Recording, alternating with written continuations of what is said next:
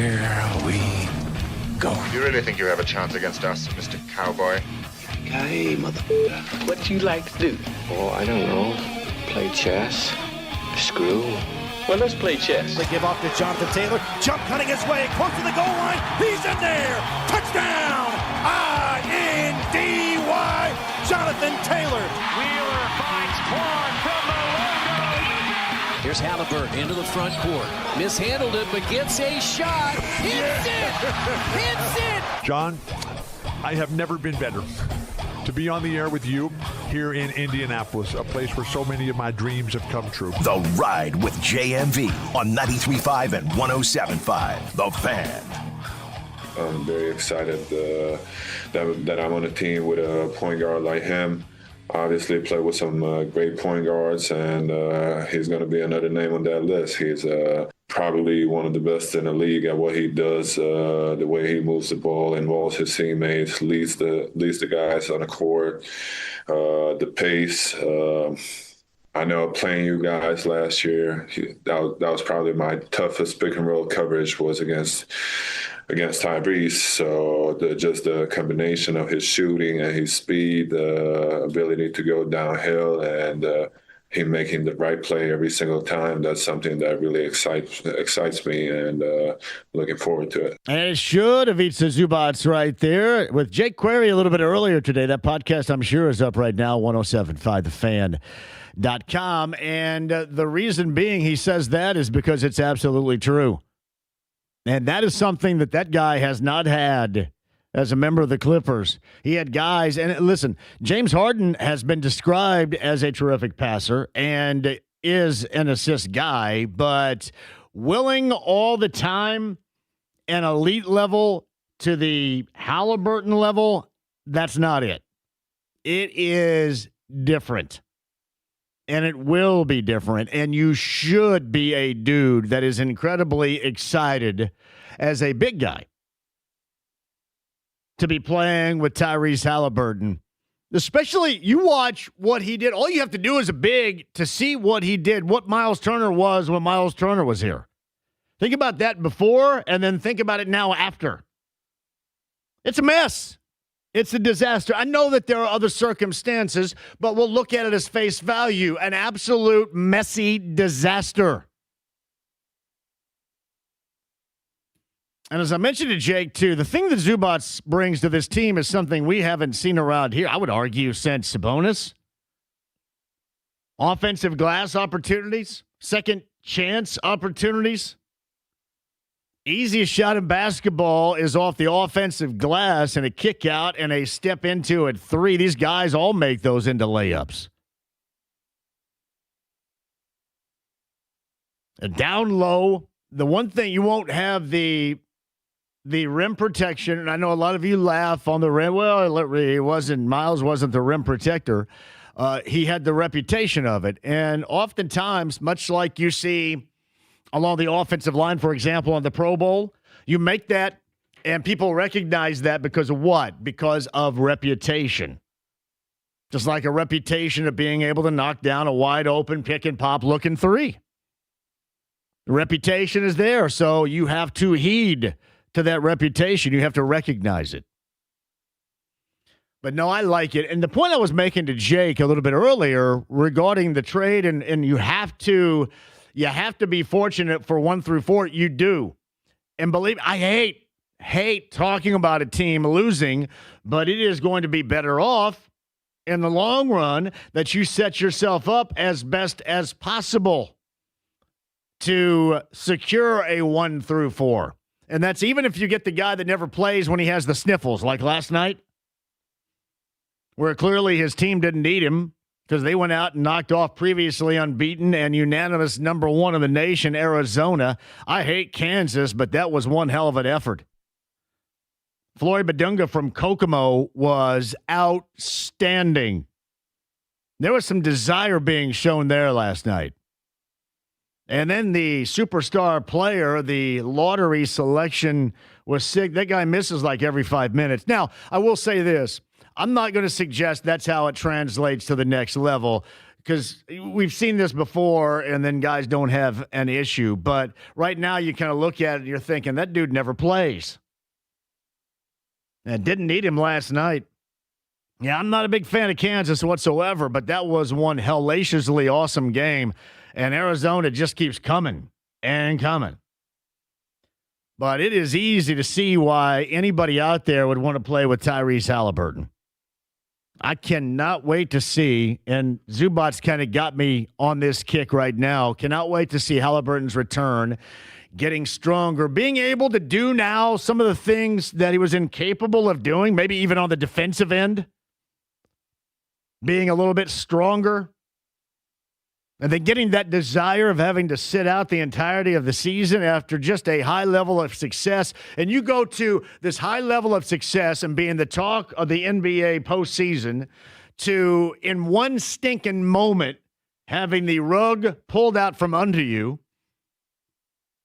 And the type of desire somebody with that competitive advantage and that talent in general is going to have upon its return. I can't wait. I wish they could go ahead and get it started right now. It's funny, we look at some of the most important dates that are on the schedule coming up here in sports in general here.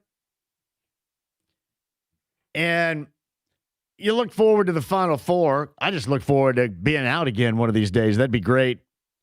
But you look forward to the Final Four, and you hope that there's some local representation, which would mean it'd be really nice if Purdue and that team beginning tonight could extract head from rear end and start playing like they should be playing. I mean, this is crap. I don't care if they did win. You know this is crap. Yeah, you saw IU last night. I don't know, the second, and they played Saturday to Monday, but so did IU. Yeah, IU didn't have these issues. Purdue had significant issues on Saturday. So it'd be nice. And I was talking about this a little bit earlier in the hall. Studio number 11 out there in the hall, in the lounge area, discussing Purdue. I think that this is fixable. I don't think this is just who they are right now. But I do think who they are right now is a bunch of crap. Even if they did win on Saturday. Sorry, the expectations are noticeably higher. So let's get that thing going. And let's get that thing going right now. Later on tonight would be one hellaciously awesome time to get it going. I think we all would agree. We'll get back to that coming up in just a second, though. Yeah, the Zubac stuff, how it pertains to the Pacers. And again, my thought on this cannot be a great trade without 1 through 4. And I know that it sucks because there's so much that is reliant upon good fortune. And good fortune around here has been somewhat fleeting. But, man, you have to have that. I just don't look at it as, being gravy or having your cake and eating it too. I look at it as we have to sit through this bullcrap of a season with so much losing. There's got to be a payoff, and the payoff alone is just not Zubac. The payoff also is one of the better collegiate players. That's the way that it should be, and by God, it's the way that it better be. I think that's the only way that you look at it. I like Zubac a great deal, and I think Zubac is going to work here, but that alone is not going to make up for having to sit night in and night out and watch this team lose, and then think about how this team needs to lose, and then have to digest everybody talking about entertaining losses. That makes us all the biggest nerds in the world, and it stinks, and there has to be more of a significant payoff. Securing 1 through 4, and I know it's a delicate dynamic because, again, it comes down to luck. Comes down to luck. But that's where we are. And that's where we are with this team moving forward, and that's where I am with this particular trade. By the way, Pacers back at it coming up later on tonight. Was that Daenerys shooting at Madison Square Garden? I thought a little bit earlier with Jeremiah Johnson rebounding for him. I will say this. Those guys have stepped up big because it is also difficult night in and night out to go out there and think, well, this team may end up losing in a bad record. But if I'm Chris Daenerys, I'm feeling really good because I can put up some jumpers at Madison Square Garden when I want to like that. That's nice. Hell, the biggest game of the week for the Pacers probably comes what?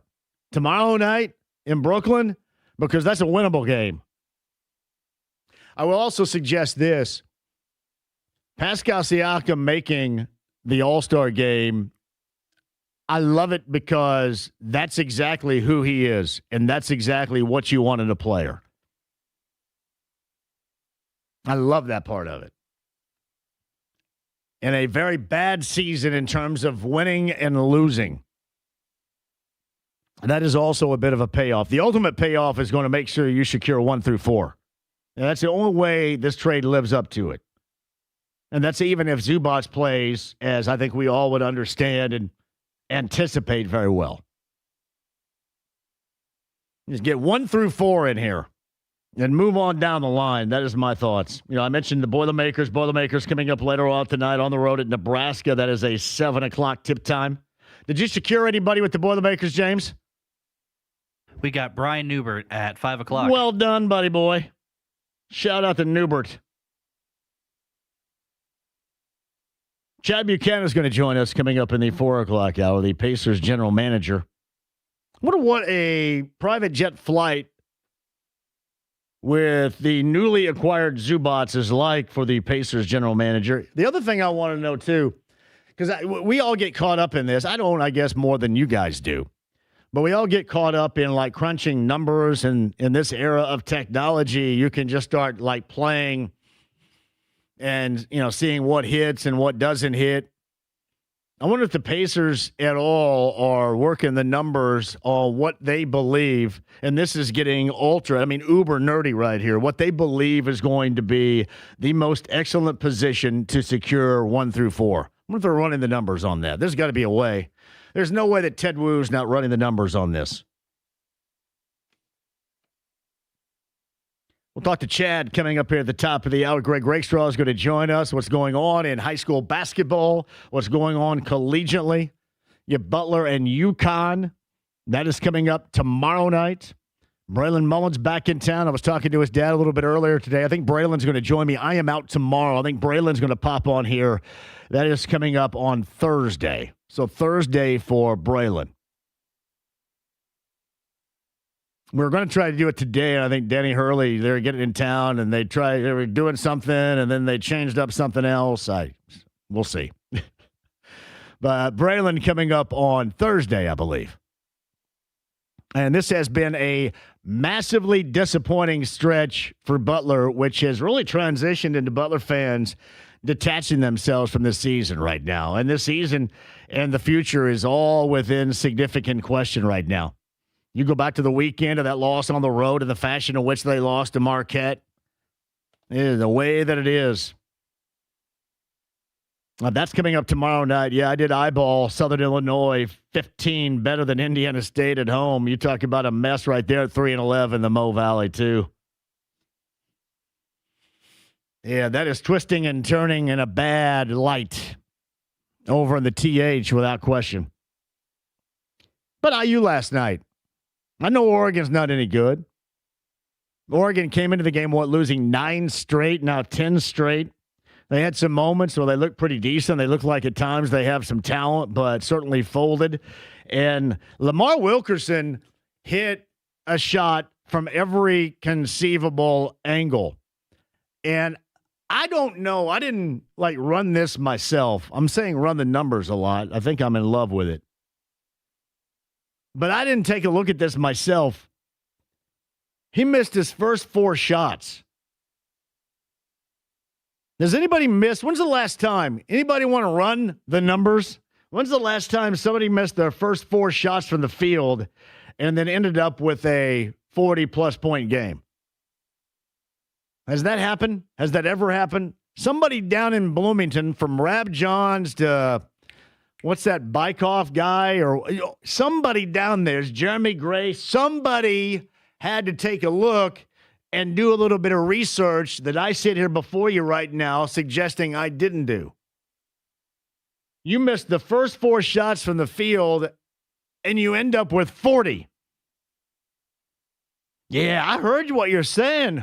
Oh, this is not going to be their night. He's 0 for 4 right now. And in terms of going on a heater, last night, that was going on a heater. First 4 shots of the game, he misses, and then you end up with 41. And it's weird, like in the second half, he missed a couple of shots that were incredibly makeable and a couple of free throws, too. It could have been even better. I do. I love watching guys, and he is a pure scorer. Pure scorer. And I really love watching guys that believe no matter what is taking place, that the next one they put up is going to go in. Lamar Wilkerson did that, 41 points. 92-74, the Hoosiers get that win over Oregon. However, Hoosier fans, you look back-to-back here. After that USC loss, which was massively disappointing last week, and think what you could have done had you been able to win that game. But you come back home and you beat Wisconsin, and then you beat Oregon. Now you go back-to-back on the road at Illinois and Purdue. That is Sunday and Friday. So Sunday, coming up this Sunday, is Illinois. I happen to think that Illinois is one of the best teams in the nation easily right now. We saw certainly 2 of them last night with Kansas in their upset over previously unbeaten Arizona. But I think Illinois, to me, is right up there. Bigs, depth, second chance shot opportunities. Now, Wagler's a difference as a freshman out there, too. That, to me, is right up there with anybody else you want to talk about, whether it's Arizona or Michigan or Duke or Houston. Kansas is kind of pulling the same old Kansas thing where they're re-solidifying right now, where they got 5 losses, I think, on the season. Last night was fun as hell to watch. But Dunga was outstanding. He was. A little bit of fire. So we'll get a little college basketball conversation going with Greg Rakestraw coming up at the bottom of the hour. Brian Newbert's going to join us, as James mentioned, after 5. Chad Buchanan, Pacers general manager, is going to hop on here from New York City around about 4 o'clock or so. We got that for you. The 76 team reunion. I always love that. I remember going back when I was 6 years old, going back in the Memorial Union after they had that unbeaten season, the last in college basketball, number 1 76 team. The team and the staff signing autographs inside the Memorial Union. My grandpa took me and 3 of my friends. I want to say it wasn't a Voight basketball, but I think I got all these autographs on a Wilson outdoor ball.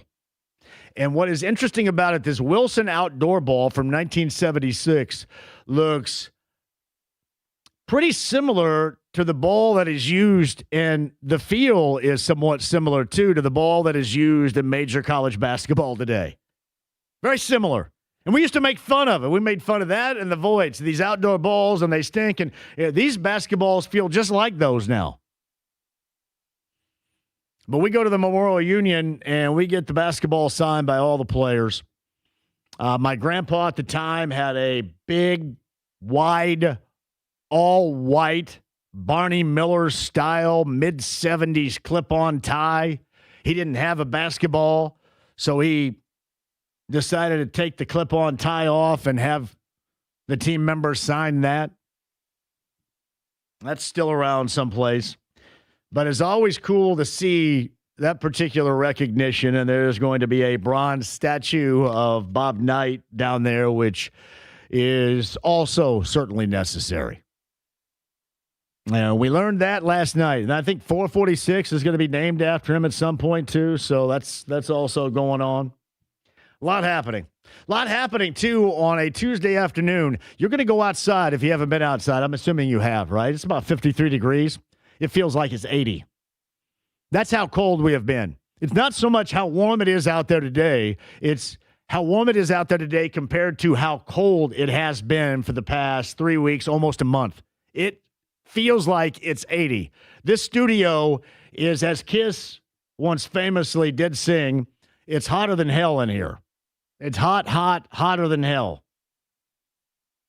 I don't know if that is a precursor to what it's going to feel like here in the summertime or not. 53 feels like 80 around here. This has been, you have to admit, this has been a craptacular last month, even bleeding over into February. Way too damn cold, way too much snow. But I will say this. We're getting some massive melt-off right now. That's why I say L.D. Smith Plumbing to the rescue if you need him. This has got to go someplace. The water's going somewhere. But enjoy this day. 53, I think it was. James, what's the official temperature outside? Can you gauge that for me, please? I've got 56 right now. 56. When's the last time it was 56 degrees around here? Where's Brian Wilkes and his suspenders? Can he tell us? Somebody get a hold of Brian Wilkes and his suspenders and say, hey, suspenders, can you tell us the last time it was 56 in Indianapolis? Because literally it feels like it's stinking 80 outside. Damn good feel. I know James is doing the hardcore weather watching research right there. I don't know if we can get a hold of anybody right now. Chris Wright comes on, I know, every Colts pregame with us. All these weather dudes love the snow and the cold. I love the transition, and this is not going to have any staying power, mind you, but the transition from being incredibly, which it has been, extremely cold to where it is right now, I like that. 56 degrees. James? The last time. According to this, the last time we were over 56 degrees, it was December 28th. It was 64 degrees. 64 degrees on December the 28th? I had no idea. According to this website. I had no idea. Pacers Knicks coming up later on tonight. Pacers Brooklyn coming up tomorrow night. Then you're going to have the All-Star break and the Pacers back, I think back-to-back on the road. Are they not? 19th and the 20th at Washington. I would suggest this. You may have 3 winnable games after tonight. You got to watch that. Watch yourselves now, Pacers. You may have 3 winnable games. Is Dallas here a winnable game?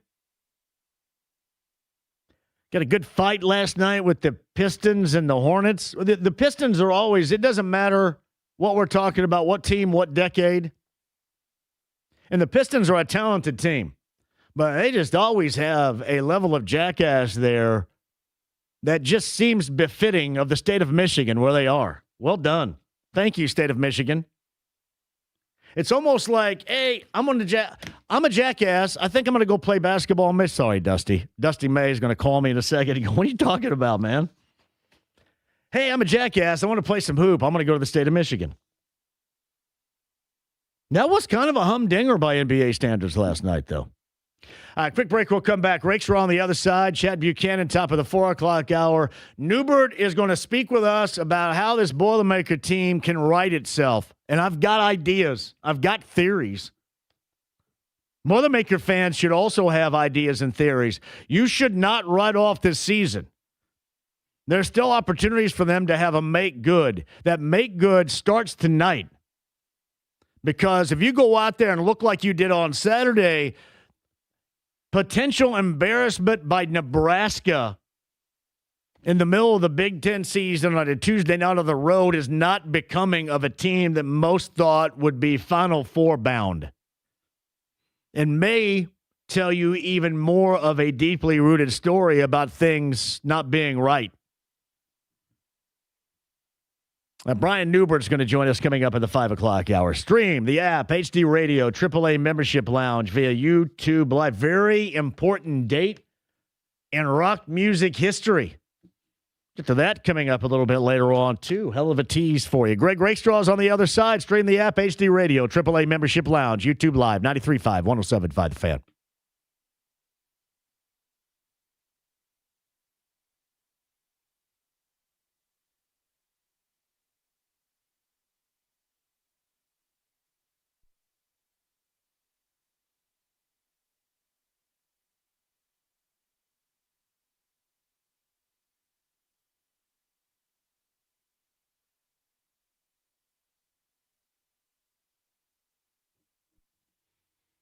No, listen, it's like an afternoon in the Bahamas right now here in central Indiana, everybody. So here's what I mean by this.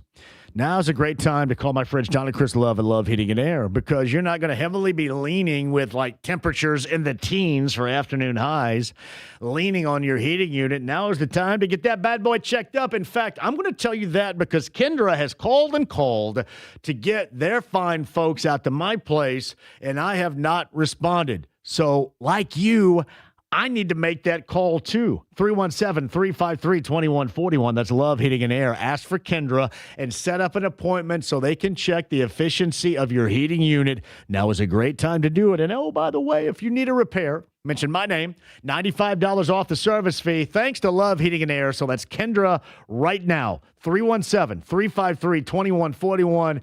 And here's what you say, too.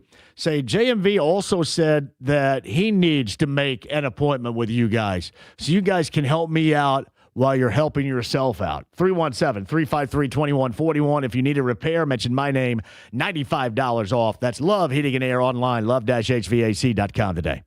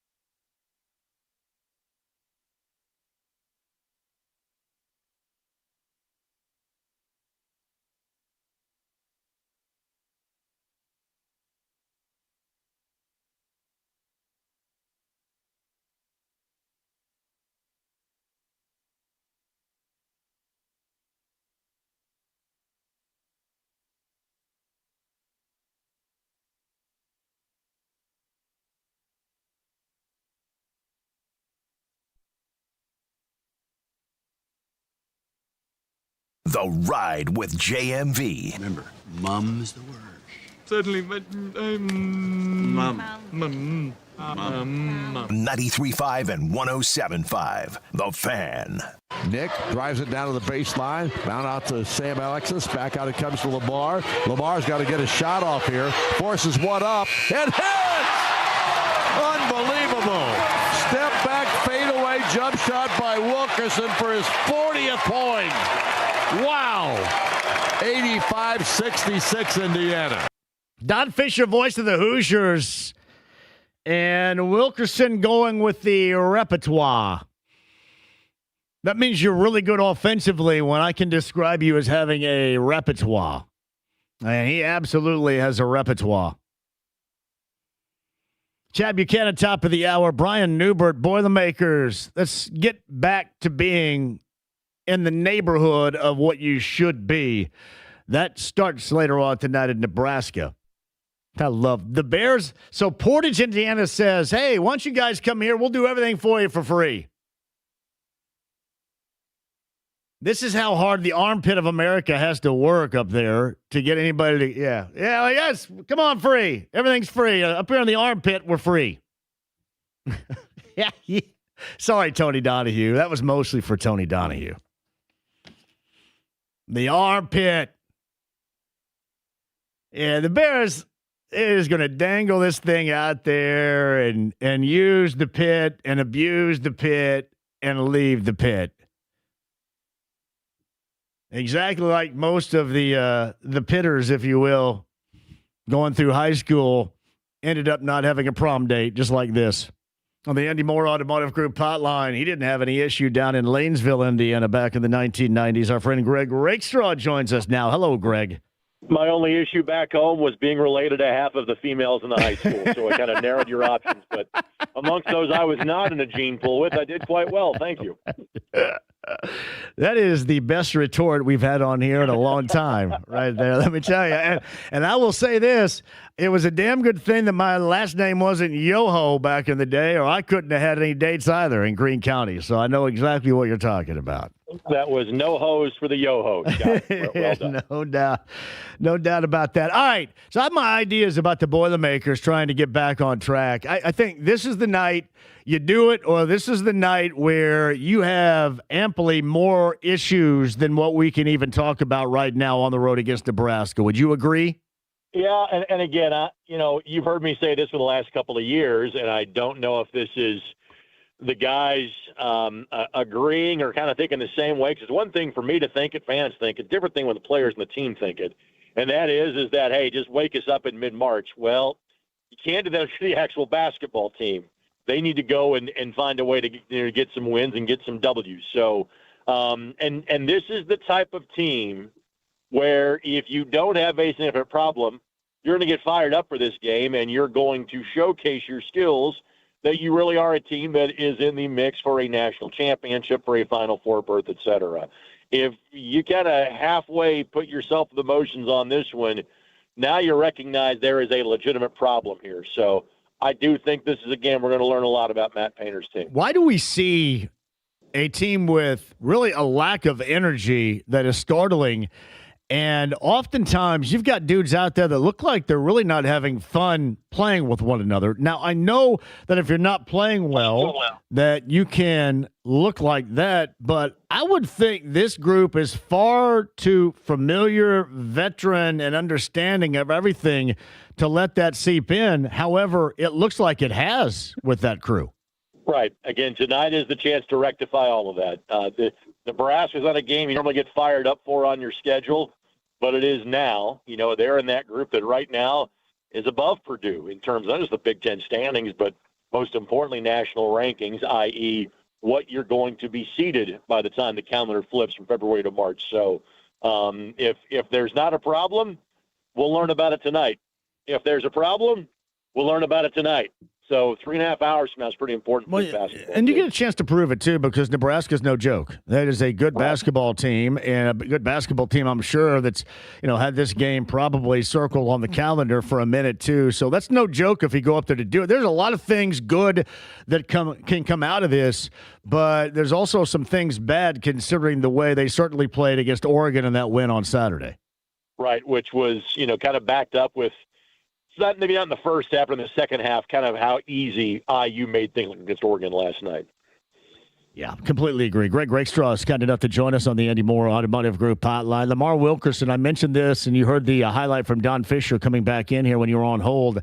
When you can talk about somebody having a repertoire offensively as much as he has, that's a pretty damn good offensive player, and we saw that skill set come about once again last night. And, Greg, I can't remember the last time I saw somebody miss his first 4 shots and then end up with 40-plus.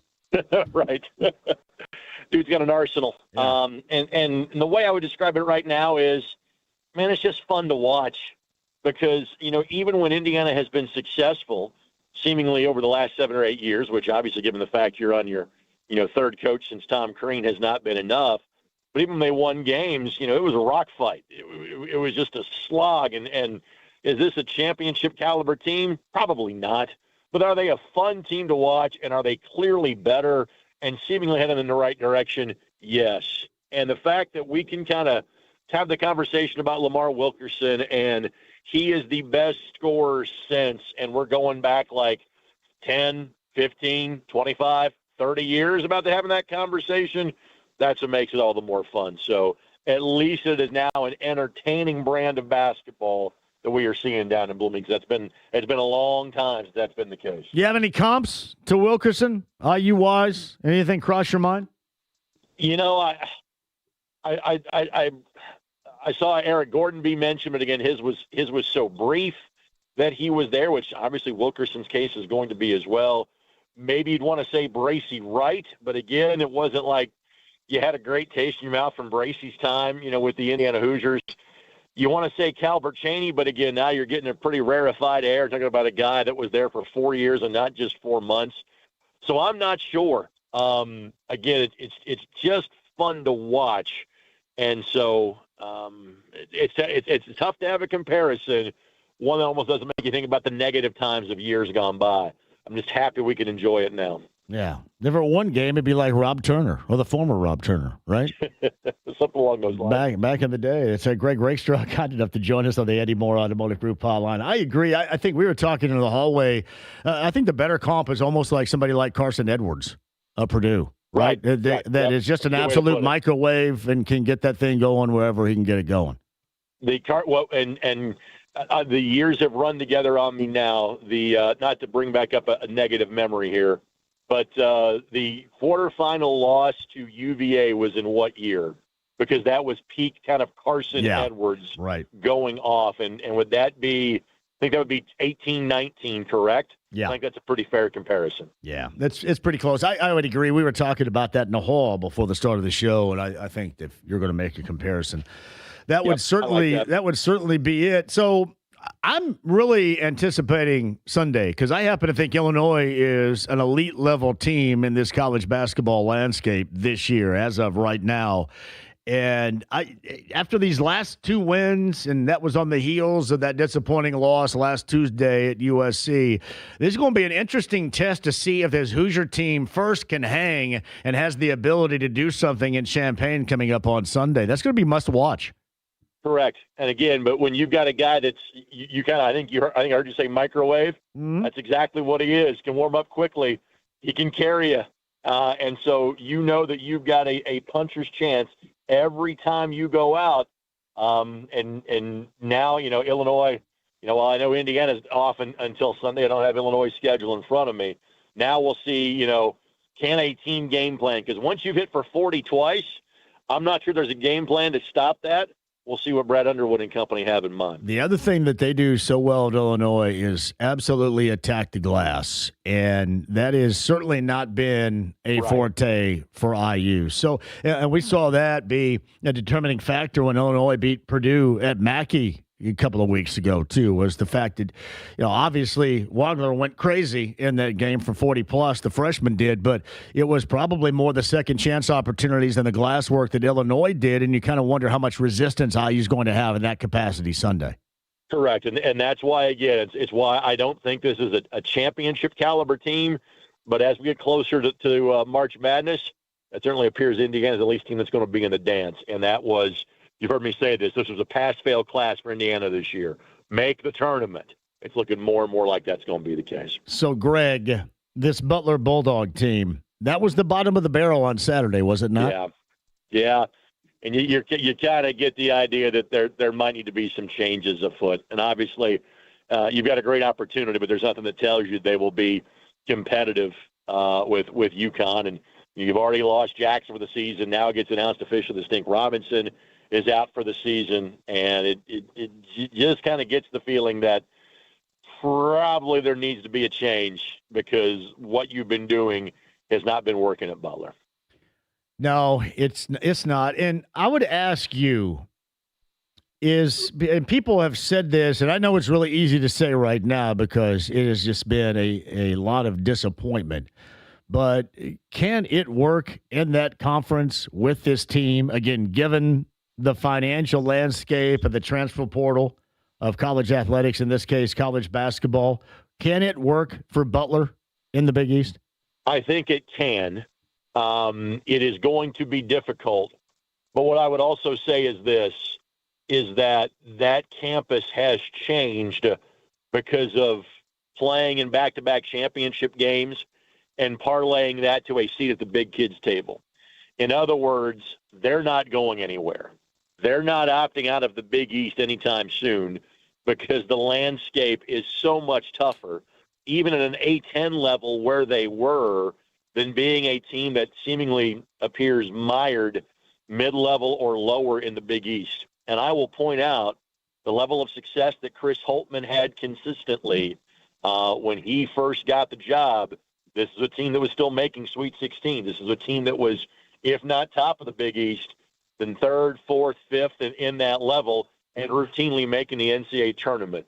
When I go and speak, because I do that from time to time, or interact with some of the student media kids at Butler, ask them where they're from, I am just as apt to get an East Coast response. Butler in the 90s and 2000s kind of became seeming like a Midwest regional campus where you get Cincinnati and Chicago and Wisconsin. Well, now you get kids from other parts of the country, and a big part of that is that Butler is on a national stage from a basketball standpoint, even if they are struggling in the Big East. So, John, for that reason alone, they ain't leaving. In other words, you got to figure it out.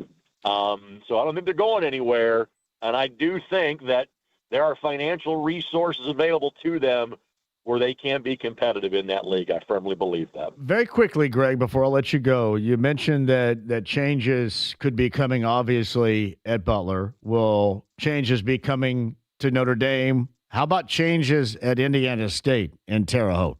What do you think? I don't think Indiana State will happen. I think Matthew's going to get at least one more year because he's so well liked, and I've seen that team. I don't think they're that far off. They're not completely out to lunch, and I really like the people behind the scenes in Indiana State. They've got their fundraising ducks in a row, and so I don't think Coach is going anywhere in Terre Haute. I think Micah gets another year in South Bend. Doesn't hurt that you've got not just one kid but two pretty talented basketball players. I think the Marcus Burton injury was a factor in this year. And I do think there's some question marks in terms of, is men's basketball being funded to the level of other ACC programs? I think that's a legitimate question that they've got to answer in South Bend as well. So I think we're probably closer to a change in the neighborhood in which I am driving right now on the near north side, more so than in South Bend or Terre Haute currently. It's Greg Rakestraw. He's on the Andy Moore Automotive Group hotline, and he mentioned he found it very difficult to find a prom date in Lanesville because everybody was related. That's well done. John, my junior year of high school, I took a girl that went to Evansville Central High School just to be safe. So, the threat was real there, buddy. I acknowledge that. You're keeping your cane pole out of the gene pool. I understand. I think that's a way to go through life in all aspects of it. Thanks, buddy. I appreciate you. See you, pal. Greg, by the way, is in for me coming up tomorrow. We've got to go get G some blood work tomorrow. Anybody want to go? Seriously, if I ask somebody out there, would you want to go and help me take my mom, G, to get blood work in Bloomington tomorrow? She says I need to be there early. James, if I were to ask you going to break, if I said I've got to be in Greene County early, what time would you think that meant? Early, I'd say 8 o'clock. If I'm not down there by 5:30 tomorrow morning, I flat guarantee you my phone's going to be ringing off. Oh, God. If it had a hook. And if this were 1985. Yeah. Does anybody want to go? Anybody want to help? I will buy lunch because I'm going to take her to lunch somewhere. We've established she can't get up the stairs at the upstairs pub, so we can't do that. Remember the scissor lift? She's still pissed about that. Is lunch for her at like 9:30? When I offered her a scissor lift up to the upstairs pub, she didn't like that at all. So, I don't know. Village Deli, Nick's, The Graduate. Blake wants me to take her to Buffalo's. I don't know about that. In honor of Don Fisher, Hoosier Hanks. So, yeah, if you want to go with me, there's going to be lunch in on it for you, too. We're going to see how popular that offer is by me.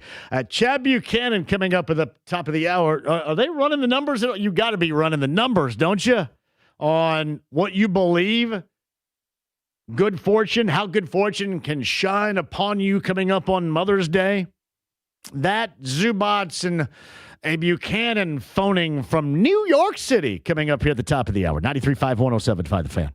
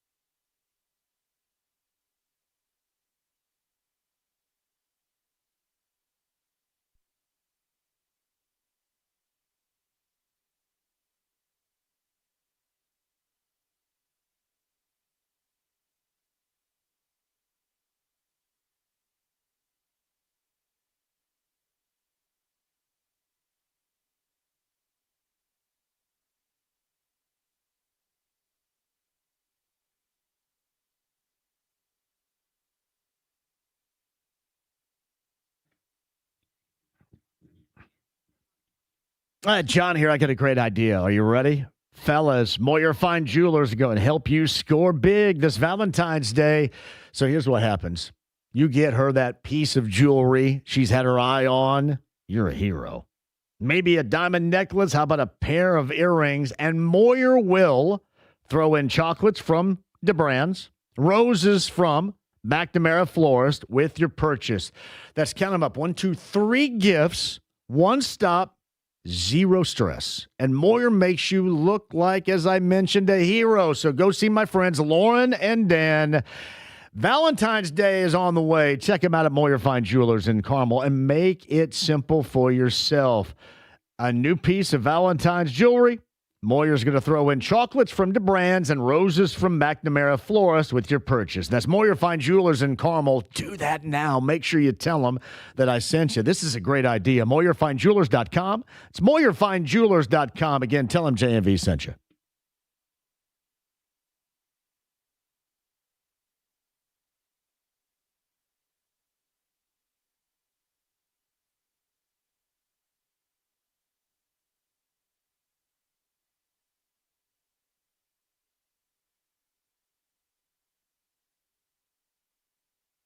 The Ride with JMV. 2 more minutes.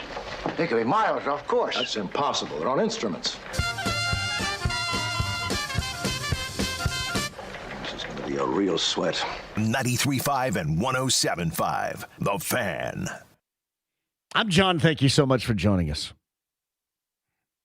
So anybody have a desire to ride shotgun with me tomorrow down there? Just a little 5. Actually, I want to play hoop till about 11 tonight, so I'm not even going to go to bed. I'm just going to roll down there and be waiting in the driveway.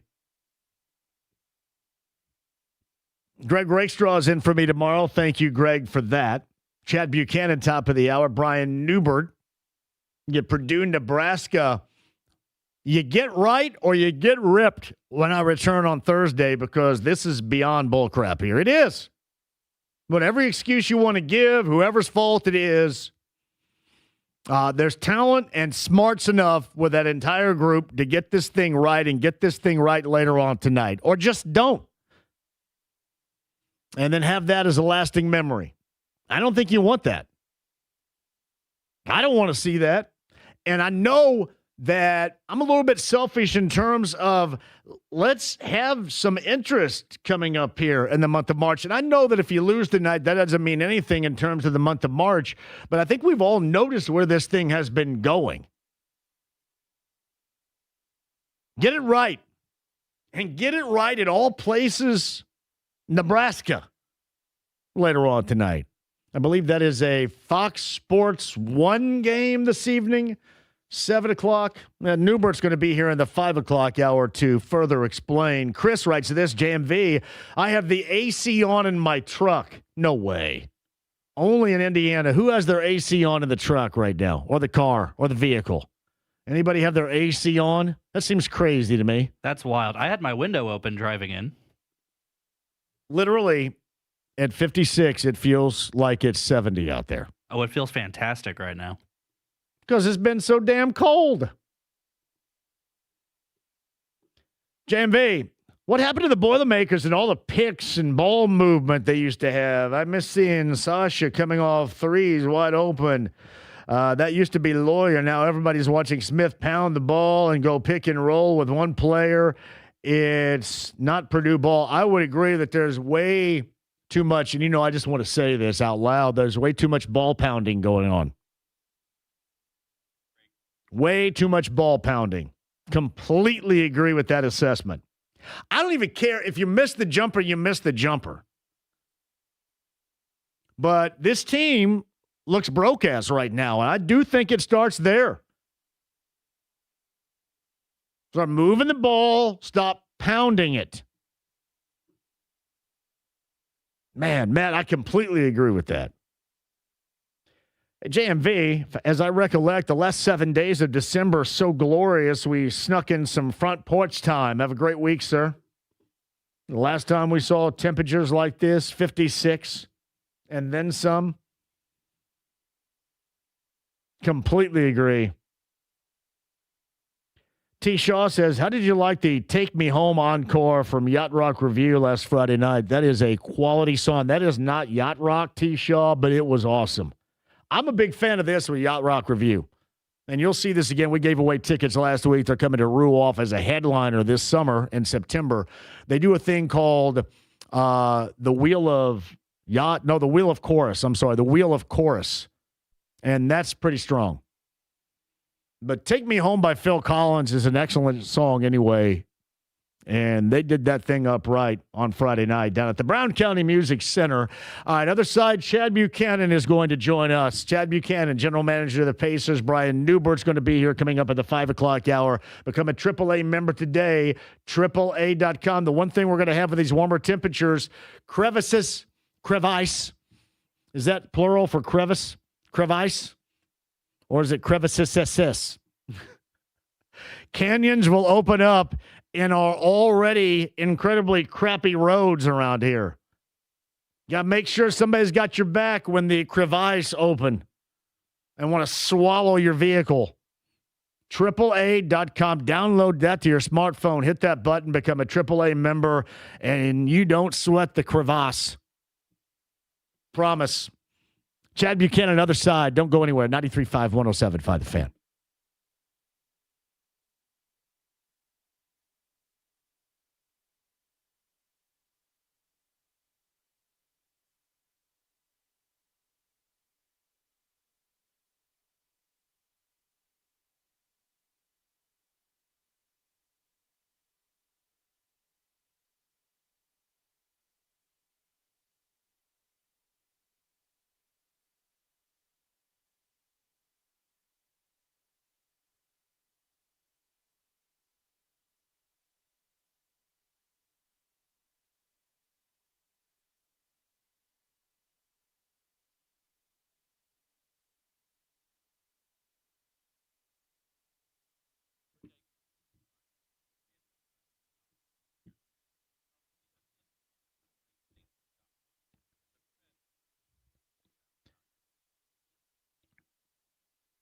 Oh, John, with a great idea for you here. Mark Dietel Realty, 317-755-4232. MarkDietel.com, MarkDietel.com today. The one thing this weather, the newfound glorious weather on a Tuesday might do is inspire you to think about, hey, what's next? What's next for me? What's next for us, home-wise, property-wise? What are you doing? Downsizing, upgrading? Well, you got to go with the best, and that's Mark Dietel Realty at 317-755-4232. Make that call because, in fact, Mark Dietel, the only real estate expert I trust and recommend with the sale of my home. Mark Dietel guarantees your home sold at a mutually agreed upon price and deadline, or he will buy it. So pick your move date. There are no long-term contracts, and you can cancel at any time. It's Mark Dietel Realty. Here's that number. Write it down because you get inspiration on a day like today. 317-755-4232. That's markdietel.com, MarkDietel.com today.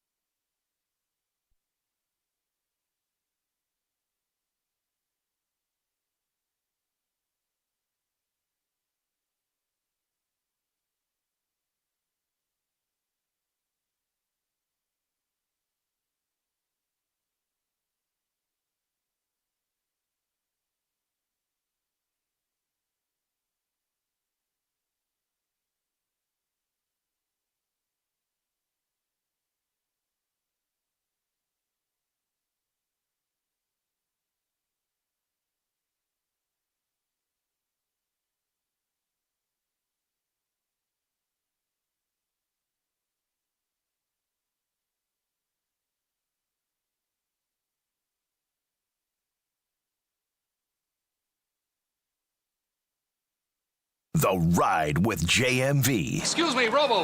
Any special message for all the kids watching at home? Stay out of trouble. 93.5 and 107.5. The Fan. Yeah, you guys is probably fastest team in the league. Push the pace all the time.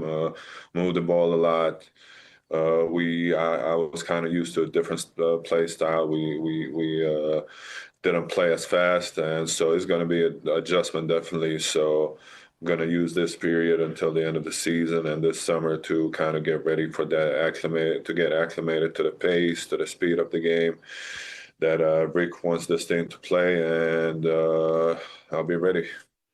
Avitsa Zubats right there with Jake Query a little bit earlier today, and of course it's going to be massively different because the only way he got the ball in Southern California with that group was having to go get it himself. Now you have an elite level, willing at all times distributor in Tyrese Halliburton. And I can't wait to see this either, but there are other aspects we're going to discuss. And joining us now on the Andy Moore Automotive Group hotline, I believe in New York City right now in front of tonight's game with the Knicks at Madison Square Garden, the general manager and really big-time friend of this show, Chad Buchanan, is with us right now. Hello, Chad. How are you? I'm good. How are you today, John? Big-time fan. Did I say that accurately? You listen to this show all the time? Every day. Every day. Do we get Melanie? Is Melanie down with the program now too? I think Melanie's hooked on you too. So I think you've made a good impression on her. You treated her well. So I think you got another fan in the group. Hell to the yeah, right there, buddy. Hey, I'm curious. This is going to be different for him in a variety of ways. He being Zubats. At the top of your list, I know what's on mine, but I want to hear from you. The top of your list, things that he will have to acclimate to that you believe he will do so and hit the ground running in that category. Yeah, obviously it's a different style of play from what he was playing with the Clippers, like he mentioned today. But there's several things that he does that really complement the rest of our group. First of all, he's a great defensive rebounder and offensive rebounder for that matter, which really starts, it helps improve your defense. His basketball IQ was extremely high, which is a big thing for Rick and our coaching staff. You need guys that really know how to play, that can kind of play a random style of basketball. And his screen setting is amongst the best in the league. I think Tyrese, Drew, Pascal, all of our guys will really benefit from that. And the fact that, that he can roll, he can punish if you switch, he's going to punish a mismatch. You can throw it to him, he can catch it, he can make a play, he can make a read with the ball. There's lots of things that he can do. I know he's not, flying up and down the floor like a gazelle, but that's not necessarily how we always play. We play fast, but we play more of a random style of basketball that requires a lot of reads, thinking, and reactions, and that is a massive strength of his game. So I think he'll adapt. It'll take a little time for him to get used to maybe the pace that we play, but there's so many things that he's going to add to our team that we're just, excited to see with him out there with our group. He is Pacers general manager Chad Buchanan on the Andy Moore Automotive Group hotline. Do you recollect when's the last time there was this level of board man in general, but especially on the offensive glass? Because I try to describe it to people this way. I can't remember a time to where there's going to be so much legitimate opportunity that if there's a miss that you can get the offensive board and a kick out. So really the easiest three-pointers that are shot in basketball are these step-in three-pointers off an offensive board. I just can't remember a time going maybe all the way back to Sabonis when there was an option or somebody that was able to deliver in that category. John, I think you would thrive playing next to Visa yourself, knowing your game. But you're exactly right. Having a guy who can get you extra possessions, it allows you to play a little more aggressive and shoot a little more confidently because there's a decent chance if you miss, he's going to clean it up and get you another opportunity. And we've always had trouble with him. He's given us some big nights trying to slow him down. And, his style of play is, it's physical, it's rugged. He's not afraid to kind of mix it up around the hole, and he's smart. Those guys, those combinations of traits are very valuable in our league today. And, we got some guys that, can shoot the ball. We're missing, obviously, this year. You see it with no Tyrese, no Obi. Those are two of our better shooters. It's impacted our ability to score on certain nights and the ability to shoot on certain nights. And now you've got a guy who's going to maybe get you 3 to 5 extra possessions, and, that creates a lot more offensive opportunities for us as well. And I think he's going to have more elements of his game that you're going to see with, Coach Carlisle and some of the guys he's playing with that were different than what he's been playing with in L.A. And he's excited about that opportunity. He's got a lot of respect for, all of our guys on our team and talking over the last 24 hours, getting his thoughts on our players. He's very well versed in the league. He's been in the league for quite a while, so he knows teams, he knows coaches, he knows style of play. He's a very cerebral player, which I think will really thrive in our system. Hey, Chad, Rick called last Thursday once this deal was reported, I think actually before it was solidified, and was discussing it a little bit with me on this show. And he had mentioned that this deal, you guys have been going at this thing for a while. Can you present, if for nothing else, just for the heck of it, kind of a flimsy, if you will, timetable on how long you guys were trying to put the wheels in motion to get this particular deal complete? Sure. I think going into this year, we didn't have a clear-cut starting center option. We were going to try a couple different guys, give them opportunities. And, we want to thank, obviously, Isaiah, as part of the trade. He was one of those guys with those options at center, and going to miss Isaiah as well as we will miss Ben. But as we got through the season, it was becoming clearer and clearer that, hey, we probably don't have a starting center option that can keep us at the level of play that we were at last year and the level of contention that we want to be at with this group. So it became, a necessity to start looking around who were some trade candidates for us, and we narrowed it down pretty quickly. We've always admired and respected Ivica's game and his potential fit with us. So he was a target from right away, but he was an unattainable target for most of the season. Then as we got close to the trade deadline, I think the Clippers became a little more open to doing something, and fortunately we were able to come to agreement. And obviously we gave up a lot, but that's also reflective of how we feel about him, and it's also reflective of where we're at as a team. I feel like we're either going to stay on the sidelines and watch these other teams chase, to compete for a championship, or we're going to jump into the race and compete. And I feel like adding Ivica to this group gives us a chance to do that. Was interior defense, and I know you used to have a guy that was a noted rim protector, and I think the reputation probably was more so than the actual levels of production we saw at the end. Nothing against the former 33 at all, but they are different players as bigs. Did you take away from some of the shortcomings of that position, either with the guys here this year or what we had witnessed in the short-term past, and wanting to go this particular direction? Because the thing that stands out to me regarding Zubac is he's not a pick-and-pop guy. He can go to the rim and he can play high ball screen action. There's no doubt if he goes to the rim, but he's not a threat in stepping in and shooting a three as we used to see around here, for example. Is that something that's going to be troublesome for you, or are you just planning on playing different ways and finding different threats for him off of that particular action? Sure. I mean, you'd love to have a player that can do all those things, but those guys are tough to get and they're pretty pricey. But I think Ivica does a lot of things that, as far as a roller, that creates other opportunities for our personnel to do things. Tyrese, when he was in Sacramento, he never played with a stretch five. He played with a roller, Rashawn Holmes, and he turned him into an awfully good, productive player. And I think, Ivica can roll. He's got a little floater game.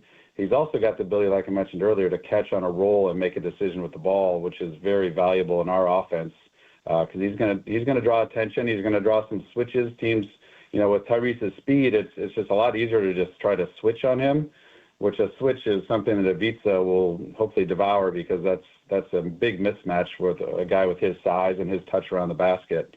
But the lack of three-point shooting is something that, I think Coach Carla has shown that he can adjust to the personnel that he's been given. And I think he'll find ways to adapt to that. And I think our players on our team will adapt to it as well. And I think there's going to be a lot of benefits that you're going to see from a player like that maybe, Miles brought a lot of shooting, obviously, and some rim protection, but the other things that Ivica brings is going to be beneficial, and you'll see other things develop in all of our other players' games because of his strengths. I think too, there's also just that threat in general. And I asked Rick this on Thursday, and obviously this is all still within play, but you saw Zubac not attempt a three this year, and he is not a shooter whatsoever. At least hasn't been noted. Do you see on tape, for example, watching, I'm sure, all that you poured through, any potential of him expanding his game? And I know a lot of people are going to laugh at me about making this point, but there was a point in time in the NBA when I never thought Brook Lopez could shoot it outside of 3 feet, and that became his forte. Do you see that within his touch maybe becoming or evolving into a possibility? I would never put a limit on what a player can add to their game. We were talking on the plane yesterday. Ivica has played with Brook Lopez, both with the Lakers and with the Clippers. And, he's seen his firsthand how that's developed as part of Brook's game. And other players like Marc Gasol and Jonas Valanciunas, Serge Ibaka, LaMarcus Aldridge, some of these guys who came into the league as, developed themselves as a low post presence and evolved into more of a face-up game too. And I think we'll definitely see if that can be a part of his game. We're not going to throw him out there and run a bunch of plays that make him shoot 5 or 6 threes a game, but I think Rick will be very curious to see if that can be added as part of his game. Ivica was telling me yesterday, I asked him, I said, when was the last three-pointer you shot in a game? He said, well, a couple years ago, I think he had played 81 games, and he wanted to play all 82. So Ty Lue played him, the 82nd game, and he ran the first play of the game to get him a three, and he knocked it down. So he said the last three he shot, he made. So he's on a hot streak, I guess. But I think we'll test to see if that can be, added to his game. But you also want a guy to stick to his strengths at the same time too, before you try to completely change who he is, because he's a very, very productive player with all the things he does currently. Yeah, no doubt about that. Chad Buchanan, the general manager of the Pacers in New York. Pacers getting set for the Knicks coming up later on tonight. He's on the Andy Moore Automotive Group hotline. So, were you the one that came up with the first round this year protections, if you will, on that pick? Was that you or was that Kevin? That was more on the other teams. The other team. They came up with that. So what option, if any, did you present? None? I mean, we were pretty aggressive going after him, and to get a good player, you got to give up something. And obviously, we look at this draft through a certain lens, as the Clippers did as well, and that was a big point of discussion throughout the negotiation. And it was smart on them to try to pursue something in this draft, because obviously it's a very strong draft, but we felt it was important on our end to protect ourselves from, a couple guys that we feel very, pretty strongly about at the top of the draft. And like I said earlier, you got to give up something to get a good player. And obviously it's a great package for them, but it's also a great player for us. And usually in a trade, there's a little pain on both sides. And I know that was a hard player for them to trade in LA because of what he meant to their culture and their organization and how long he'd been there. And obviously we gave up two players that meant a lot to us as well. Benedict and Isaiah have been through a lot with us, been through injuries, been through, playoff runs. And I got a lot of respect, as does everybody in our organization, for both of those two guys. And we wish them nothing but the best in LA, and hope those guys have long, successful careers. And you never know how things play out in this league too. But the negotiation obviously goes back and forth, for a while. And, once you have a player in sight that you want, you have a limit that you're willing to go to, and you hope that that's the limit the other team's willing to accept. And we found a deal, and we're excited about it. And, the draft lottery night will be interesting, but we're excited about what we're adding to our team, for the next couple of years and hopefully beyond. How long did it take you to think about whether or not you wanted to jeopardize? Because you go through a bad season in which you're losing. I equate this to losing, and nobody likes to lose, especially at this clip right now. So you want there to be a payoff on the other side. How long did it take you to be happy and to move on with this? I know you guys like Zubats. I'm not suggesting that whatsoever, but this is a massive roll of the dice for a team that has struggled this year in winning games and wanting to get something out of a season like this. How long did it take you guys to come to the decision that you wanted to take this gamble? Well, sometimes the biggest risk you take is not taking one. And I think this is a risk, but we feel strongly about the need for that position for this group of this team. We saw what this team is capable of doing and accomplishing last year, and shame on us if we don't try to help this group get back to that level again. Pascal's right in the prime of his career. Tyrese is entering the prime of his career. Aaron, Drew, Obi, TJ's, a little bit older than those guys, but we have a group that has shown they can compete at a very, very high level for a championship. And I know the one thing that if we'd have not done anything, I could have guaranteed that we probably would not be back at that level again. And this obviously move doesn't guarantee you anything, but it's like I said before, do we want to be in the race, or do we want to stand on the sidelines and watch other teams compete for a championship while we, stand in the stands and cheer for somebody else? And that's not what this is about. This team deserves an opportunity to make a run and make a push to contend again. And we've got a couple of years to do that in front of us. So, like I said, sometimes doing nothing seems like the safest thing to do, but that's not how you accomplish things in life and in sports. And sometimes not taking a risk is a bigger risk than doing something like this. So we big belief in Ivica and what he can bring to this team. So we feel good about it. Mother's Day is going to be a big damn deal. Seriously. bigger than usual with that. We need your mom to wear her Obi Toppin jersey that day for some good karma. Well, I'll tell her that tomorrow. I'm trying to find some people to go with me. She's got blood work, so I got to take the day off tomorrow and go to the doctor. I'm trying to find somebody to ride shotgun with me, but alas, I've yet to find anybody. Non-surprising right there. Chad, I thought you had more friends than that, John. Yeah, well, yeah. You get to know who your real friends are in these moments. Let me tell you that for sure. Chad Buchanan joins us. He's in New York, the Pacer general manager on the Andy Moore Automotive Group hotline. Do you? I know you guys make the decision. You and Kevin, and obviously organizationally speaking, and Rick. Do you guys get input, dialogue from Halliburton? I would add Ted Wu and a couple other people. That's why I said organization. I know everybody's involved, but you get dialogue from player-wise, a guy like Halliburton? Yeah, we pick Ty's brain a lot on the league. I mean, he follows the league very closely. He knows guys. He has opinions of guys, and we would be crazy to not ask him for his opinion on players. And he recognized the need for a good starting center for this group if we were going to be back to trying to contend for a championship next year. And we went through a lot of names with them this fall and this winter, and he's very supportive of trying to be aggressive and go and get somebody, because he recognizes where this group is at. And he's very supportive of Big Zoo and excited to play with him.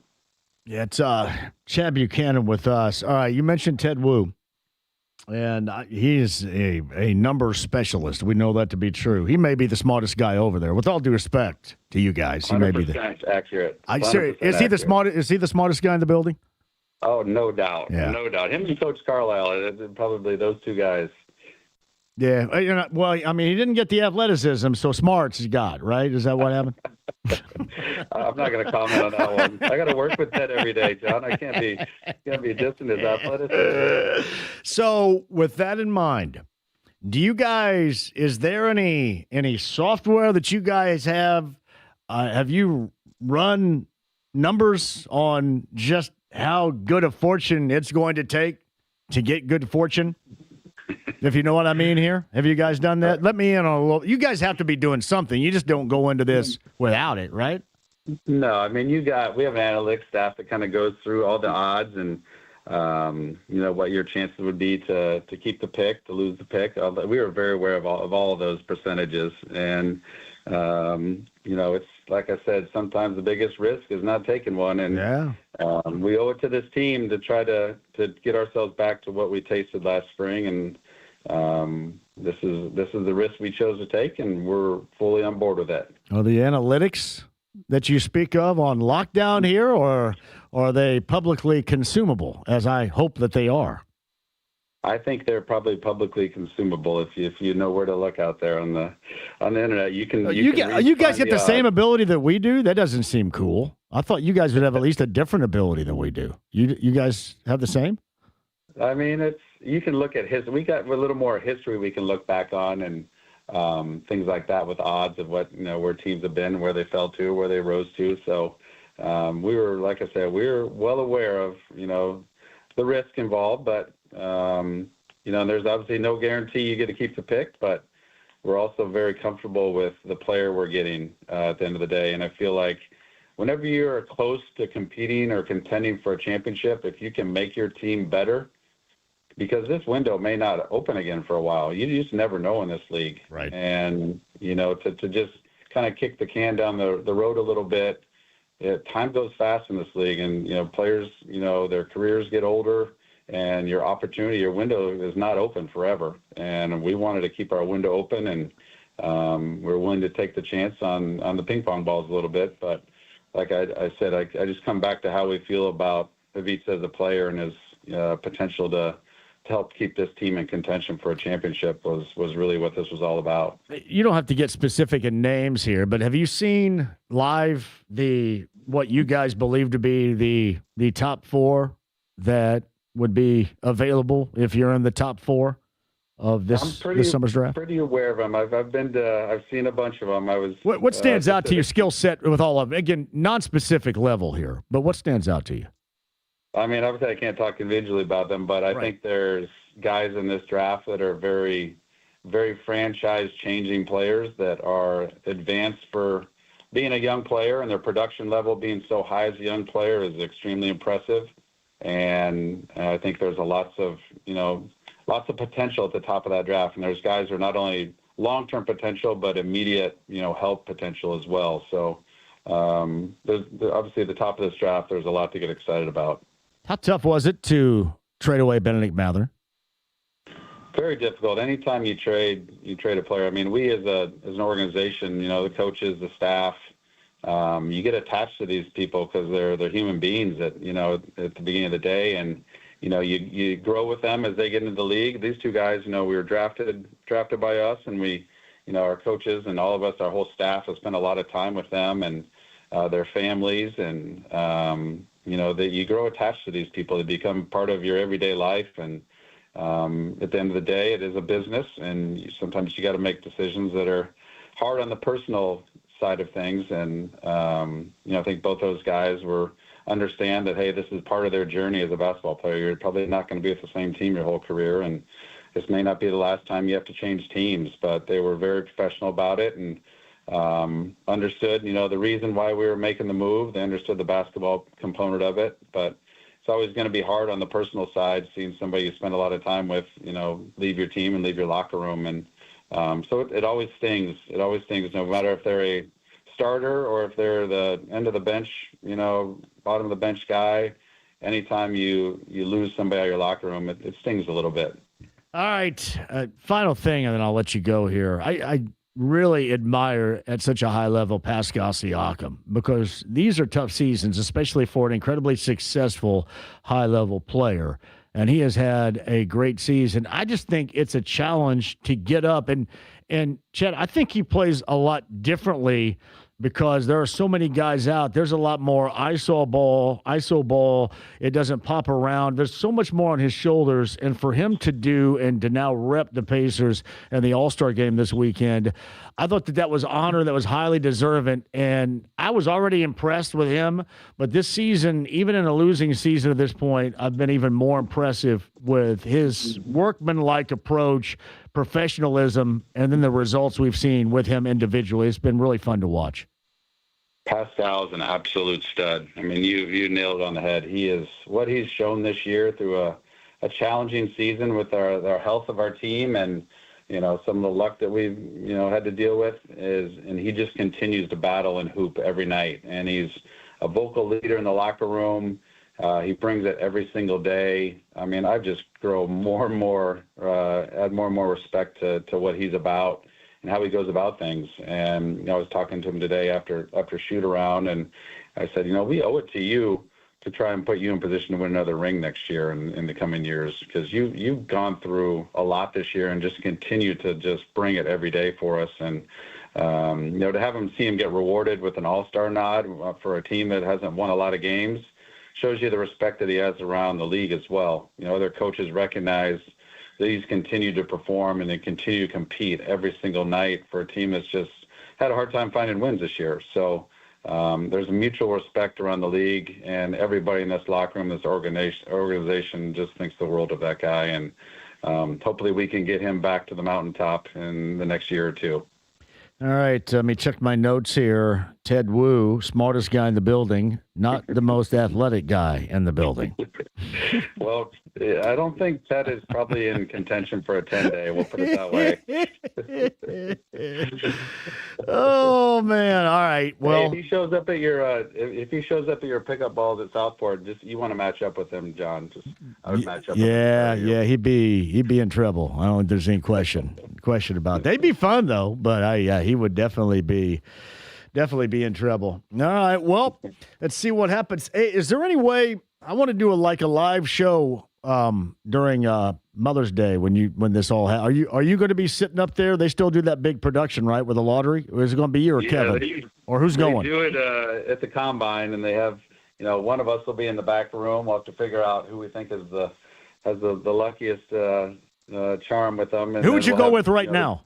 Who would be your selection? The luckiest charm. It's still. I got to keep that close to the vest. I think we as an organization, we got to keep that one close to the vest. So, are you lucky? I think that you would make the greatest choice of all time if you choose me. Seriously. And then this would make this deal the greatest in Pacers history. Well, outside of Halliburton. But I think there'd be a lot of people in that room looking around saying, who the heck is this guy representing the Pacers? Well, that hurts my feelings. Come on. No, I that would be awesome. I'm just kind of curious who you're going to choose right there. So keep me updated, all right? You got it, my man. I appreciate you more than you know. Next time we get you on, we'll ask about the other dude involved in that trade, too. I feel bad I didn't, but I had a line of questioning right there I thought was curious. Hopefully that also evolves into something, too. But I appreciate you. Enjoy the game coming up later on tonight. The time in New York here, back-to-back here tonight, New York, and obviously Brooklyn coming up tomorrow night. We'll catch back up with you soon. Thanks, Sean. Have a good one. You got Chad Buchanan, Pacers General Manager on the Andy Moore Automotive Group hotline. All right, Evan Sherrill's in studio of Cluster Truck. He's going to join us on the other side. Brian Newbert, top of the hour. Is Brian in Nebraska? He is in Nebraska. All right. We're going to get down to business. Any Boilermaker fans have any questions? We're going to go hardcore at this coming up at the top of the hour. About this team right now? So I don't think Chad Buchanan had any thought whatsoever that I'd be out there. I think I'm pretty lucky. Very fortunate. I'm assuming it's going to be Halliburton. I think that's a pretty good assumption. Chad Buchanan, podcast 1075thefan.com. Evan Sherrill, Cluster Truck, other side. Brian Newbert, top of the hour. Don't go anywhere. It's 93.5, 1075 The Fan.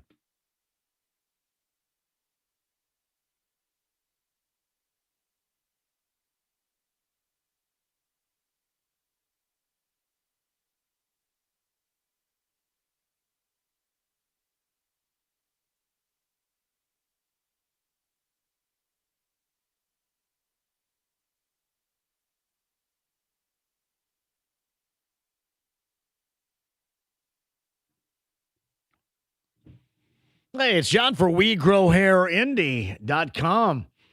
Speaking of like axe throwing, some guys out there, get your hair cut because, you're losing your hair and it looks like you had it cut with an axe. Seriously, a dull axe at that. Seriously, if you want your real growing hair back, you want it the absolute best.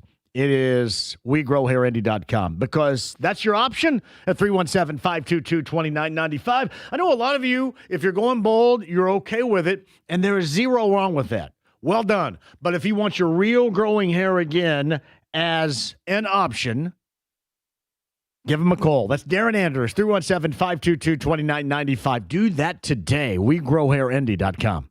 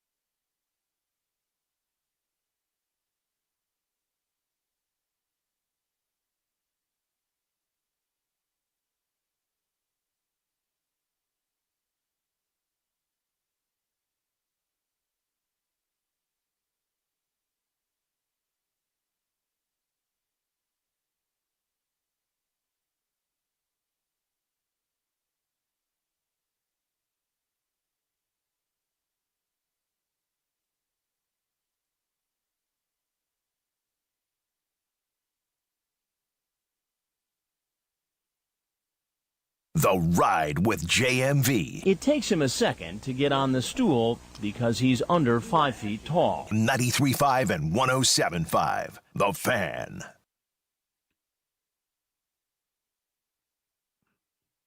Weird Al leads us back in. All right, so Eddie Garrison, producer, Query and Company, and Skivvies, they don't want Halliburton because Halliburton's been there before. And I guess Halliburton didn't get Victor Wembanyama when he was there before. Was he there when Wembanyama was drafted? Listen, he is by far the best player on the team. And certainly the most outspoken and vocal and fun-loving. That's the direction I would go, if not me. You remember how boring and awful this used to be, and now we're going to be outside our minds watching that thing. That's still on Sunday on Mother's Day, right? Who else you do? Obi. I like Obi. He's fun-loving. Chad Buchanan, if you missed any of it, the podcast at 1075thefan.com. Some of your calls in a second. Brian Newbert, top of the hour. We'll talk Boilermaker, Nebraska matchup. You get right or you get ripped is what's going to happen later on tonight. In studio, it's Evan Sherrill of Cluster Truck.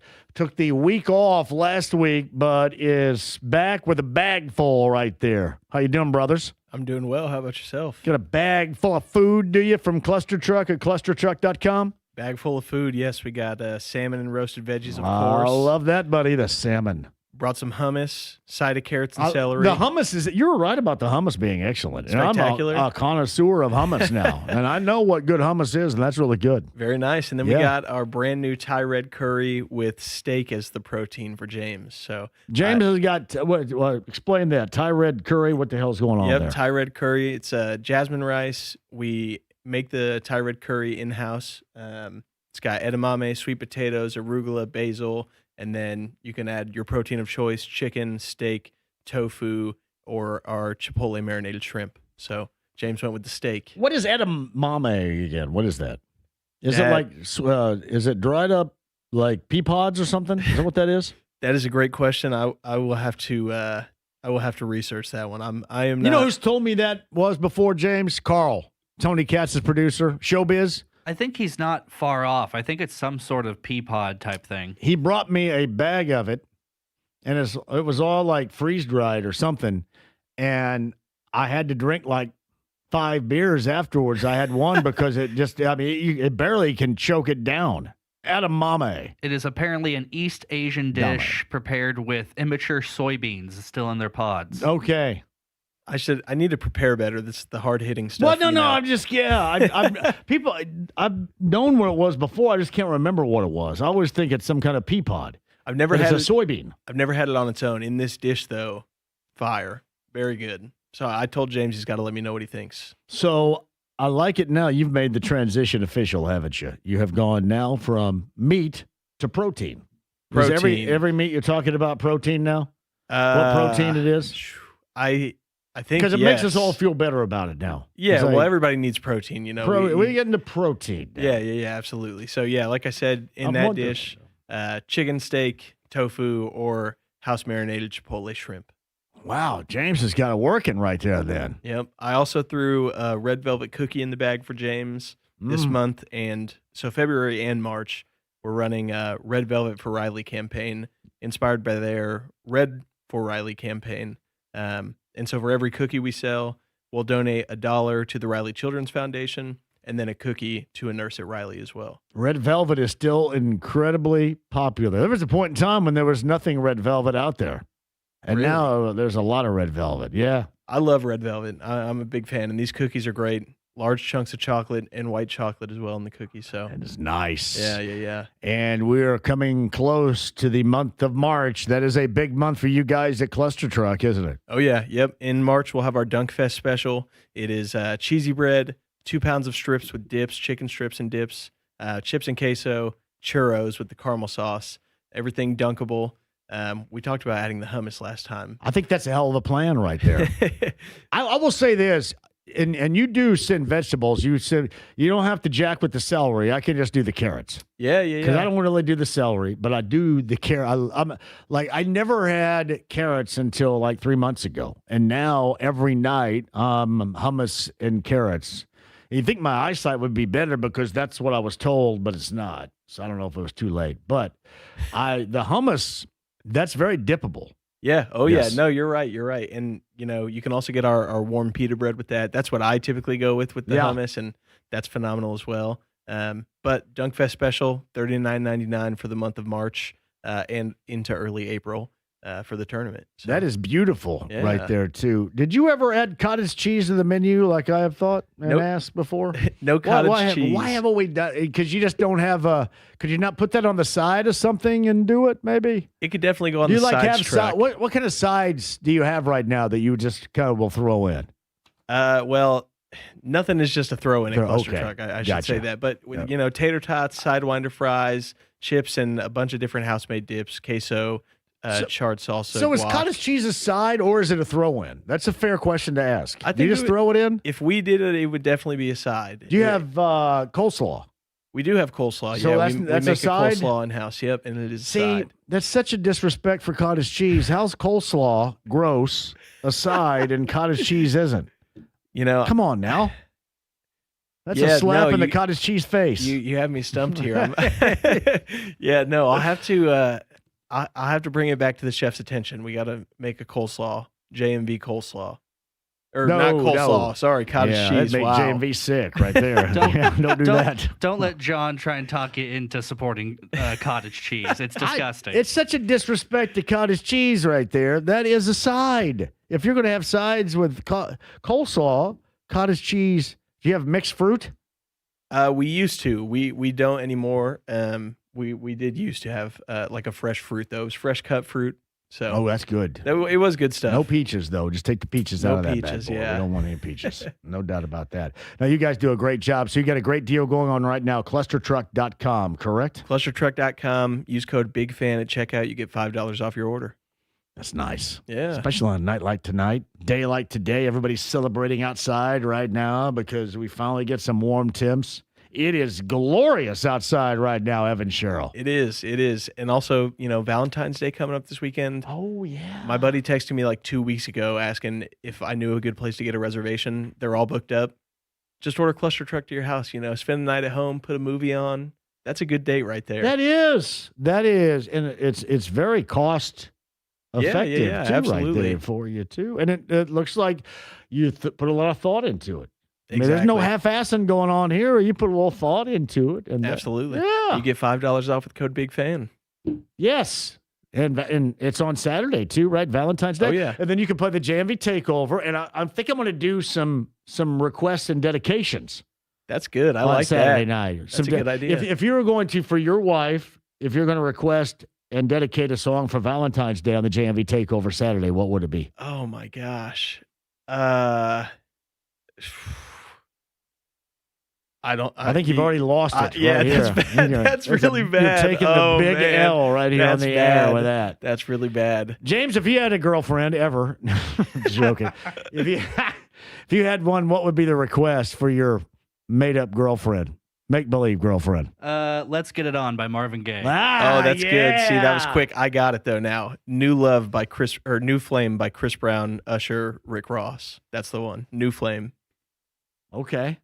You don't know that one? You're not familiar with that track? Yeah, that's not what I was thinking it was going to be right there. Maybe I'll have to call in Saturday and actually do this. I think you should. Yeah. And I don't know if I've ever done a JMV takeover on actually Valentine's Day. So this will be a twist. And normally I don't do anything that's really very slow. We'll do some 90s slow jams at times for the fun of it. But here's what I want you to think of, James, and you can bring us back on the other side with this, or you can play it. Teddy Pendergrass, the late, great Teddy Pendergrass, always works with this. Turn off the lights. Okay. I like that. That's it. I think turn out the lights, turn off the lights. One of the two. But that's the song right there. That is it. Okay. Very nice. That will always work, always. And then if you can't come up with that, anything Luther Vandross, you find a little Luther Vandross out there, that will also work. All right. Very nice. I appreciate the tips. Take it from somebody that knows and has failed in the attempts before, but also knows. All right. Clustertruck.com. Big fan gets you the discount and a great menu ready to roll tonight. Exactly. Clustertruck.com or download the app. Evan Sherrill's in studio. Good to see you again, pal. You as well. Thank you guys very Evan Sherrill much. of Cluster Truck. James, we're going to do that on Friday, like Valentine's songs, you think? Yeah, we should. Yeah. Teddy Pendergrass talks about taking a shower and lighting candles and everything else. I'm looking at the lyrics right now. It's a very sensual song. Oh, from what my. it looks like. Listen, thanks again, Evan. If you play that and there's no hen and shin going on after you play that, then simply put, you got no game. That is where the magic happens. Closes the deal. Teddy Pendergrass creates the magic. Like DJ says, Barry White also can do it too. But that particular Teddy Pendergrass song is better than any 90s slow jam. And I'm a big fan of 90s slow jam. Mint Condition, H-Town, Silk, Shy, all of that. Boys to Men, Tony Braxton, all great. We do it with Mike Wells all the time, but there's nothing quite like that. Quick one, we'll come back. Brian Newbert, top of the hour. So what fixes the Boilermakers? I think a big road win against a very good Nebraska team later on tonight. What prolongs the Boilermakers even in a win on Saturday against Oregon? It is the continued uninspiring play. And let's face it, we always say this, it does start with Braden Smith, as it does later on tonight against the Cornhuskers. Brian's going to join us top of the hour. Don't go anywhere. The stream, the app, HD Radio, AAA Membership Lounge via YouTube Live. It's 93.5, 107.5 The Fan.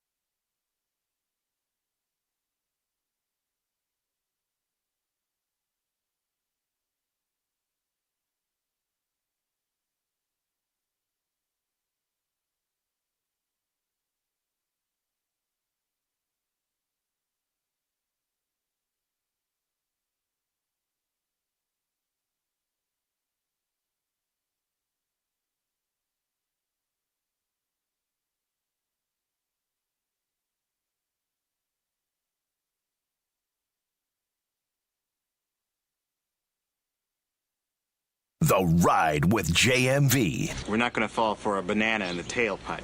You're not going to fall for the banana in the tailpipe? It should be more natural, brother. It should flow out like this. Look, man, I ain't falling for no banana in my tailpipe. 93.5 and 107.5. The Fan.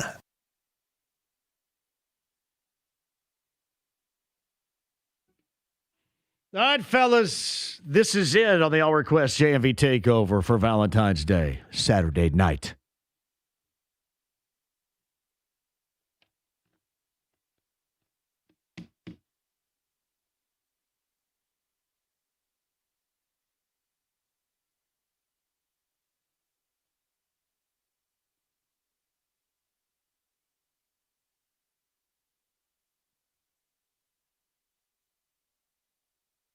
Oh, yeah. The late, great Teddy Pendergrass. What a great song. Yeah, going to be a little bit different coming up on Saturday. Not really. It's the same thing, All Request, but we'll do some dedications in honor of Valentine's Day coming up on Saturday. I don't want to do all like slow songs because I will get bored for 6 hours with that. However, we'll do a lot of it. The text line 317-239-1070 is the number. JMV, the only guy I know on the radio that brags about having what? Fake hair. I think he meant, I can't say what he said. Oh, brag about having hair. This is real growing hair, my brother. And I know that you're saying that because you probably ain't got it. That's okay, though. You can get it. And I can help you with WeGrowHairAndy.com. Speaking of yes, Valentine's Day songs, got an update from Evan here. He says his wife did not like the song choice. There you go. Mine, he would probably. Oh, I think he would have done better if he had said yours. Yeah. Yes. JMV, long distance dedication like Casey or Delilah. Delilah, there was another one too, and I don't know if it still exists. It was, does John Garabedian's open house party still exist nationally? Because I think that my Saturday All Request show is, and I like to position it this way, we do something called a positioning statement, where I'm the only one that does it nationwide because I believe I'm the only one that does it nationwide. But John Garabedian used to have something called the open house party. And it was nationwide. It was syndicated. I just don't know if he still does it. But it was always really good. I have not heard Delilah in forever. JMV, I bet you get a lot of song requests by Journey and Chicago. I think you're probably right about that. That works, though. JMV, the last time I texted in, I was at beautiful Lake Holcomb up in Wisconsin back on Thanksgiving. This time I'm stuck down here in the Dominican Republic for a week where it's currently 82 degrees. Enjoy getting a touch of home while I'm down here. Cheers, brother. Thank you very much for listening in from the Dominican Republic. JMV, any key sweat? Yeah, the other one probably wouldn't work any longer. But Keith Sweat definitely would. Thank you. JMV, don't forget, close the door. If a guy can't close the deal with this Teddy Pendergrass song, he must have no game. There is absolutely no game happening. If you can't do it right there. Yeah, Valentine's Day. That'll be fun. JMV, have you seen this from Bobby Marks? I know he's on the show last week. Thank you, Skivvies, for this. Quote, I think what Utah is doing right now is messing around with the integrity of the NBA. And this is something we talked to Chet Buchanan about as far as what they're doing, how they're doing with, still trying to play, but also understanding that you're going to be given your best opportunity at a top 4 pick, which is necessary. And my belief is still you don't get a top 4 pick, and this is not nearly, and even if Zubats, that I expect will play well and fit well with this group. It is a have to be in the top 4. Is it not? Is it a have to? And it's tough to have a have to when you're just banking on good luck or good fortune. If you missed Chad Buchanan podcast at 1075thefan.com, I want to ask you something. When you do that, does that cut off my mic? Because I swear that it does. It doesn't, no. It just cuts off my ears? It cuts off your ears. All right, because that's a huge pain in my... And I know you can't help it, but it's a pain. This is weird sounding right there. Think others struggle on shows like me whenever you talk in my backswing like that? Maybe not. Could be. I don't know. Maybe not. Well, I mean, it is different that now that we're in separate rooms and I can't just signal at you. I kind of wonder. Good point. Corey writes this, that Chris Hansen soundbite was one of the best reentry clips this show has ever featured. And I think people used that in honor of Chris Hagan. I had no idea this is the case. So 37 years ago today was significant with one of our favorite films. And in this case, one of our favorite sports-related films. In fact, we have had one of the actors that played a role in one of our favorite sports-related films on this show before to talk about that. I'll bring that up. Brian Newbert, top of the hour. Hey, sit tight where you are. AAA Membership Lounge via YouTube Live. Chad Buchanan a little bit earlier. Greg Rakestraw also a little bit earlier. Podcast everywhere with that at 1075thefan.com. Brian Newbert's going to join us on the other side. Nebraska, Purdue, big-time game, and an even bigger opportunity for the Boilermakers to get this thing right on the road in Nebraska. Brian joins us next.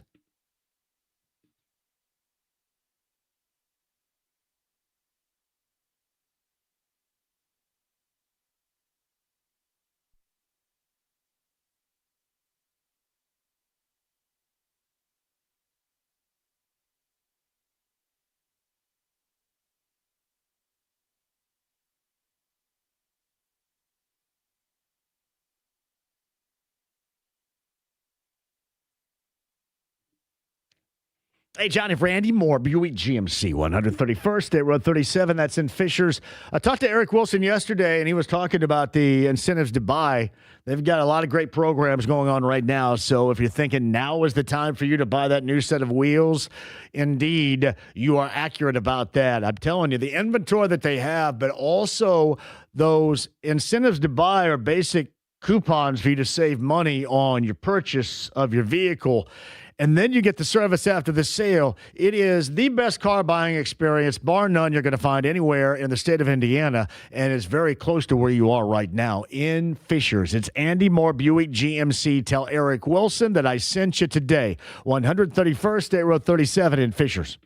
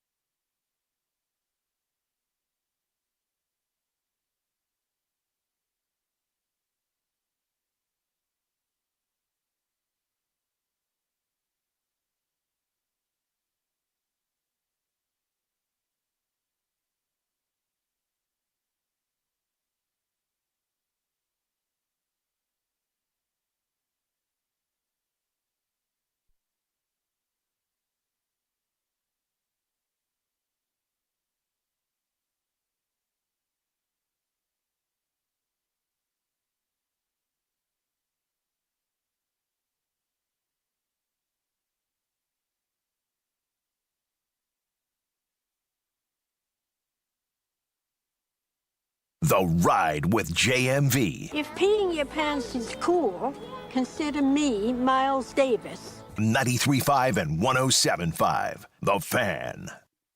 Hey, Chad Buchanan, the Pacers general manager, a little bit earlier. Great song, by the way, James, with a re-entry. A Yacht Rock classic from the late Bill Withers. And very appropriate for the Central Indiana Tuesday afternoon. Lovely day, James. Well done. Greg Rakestraw a little bit earlier.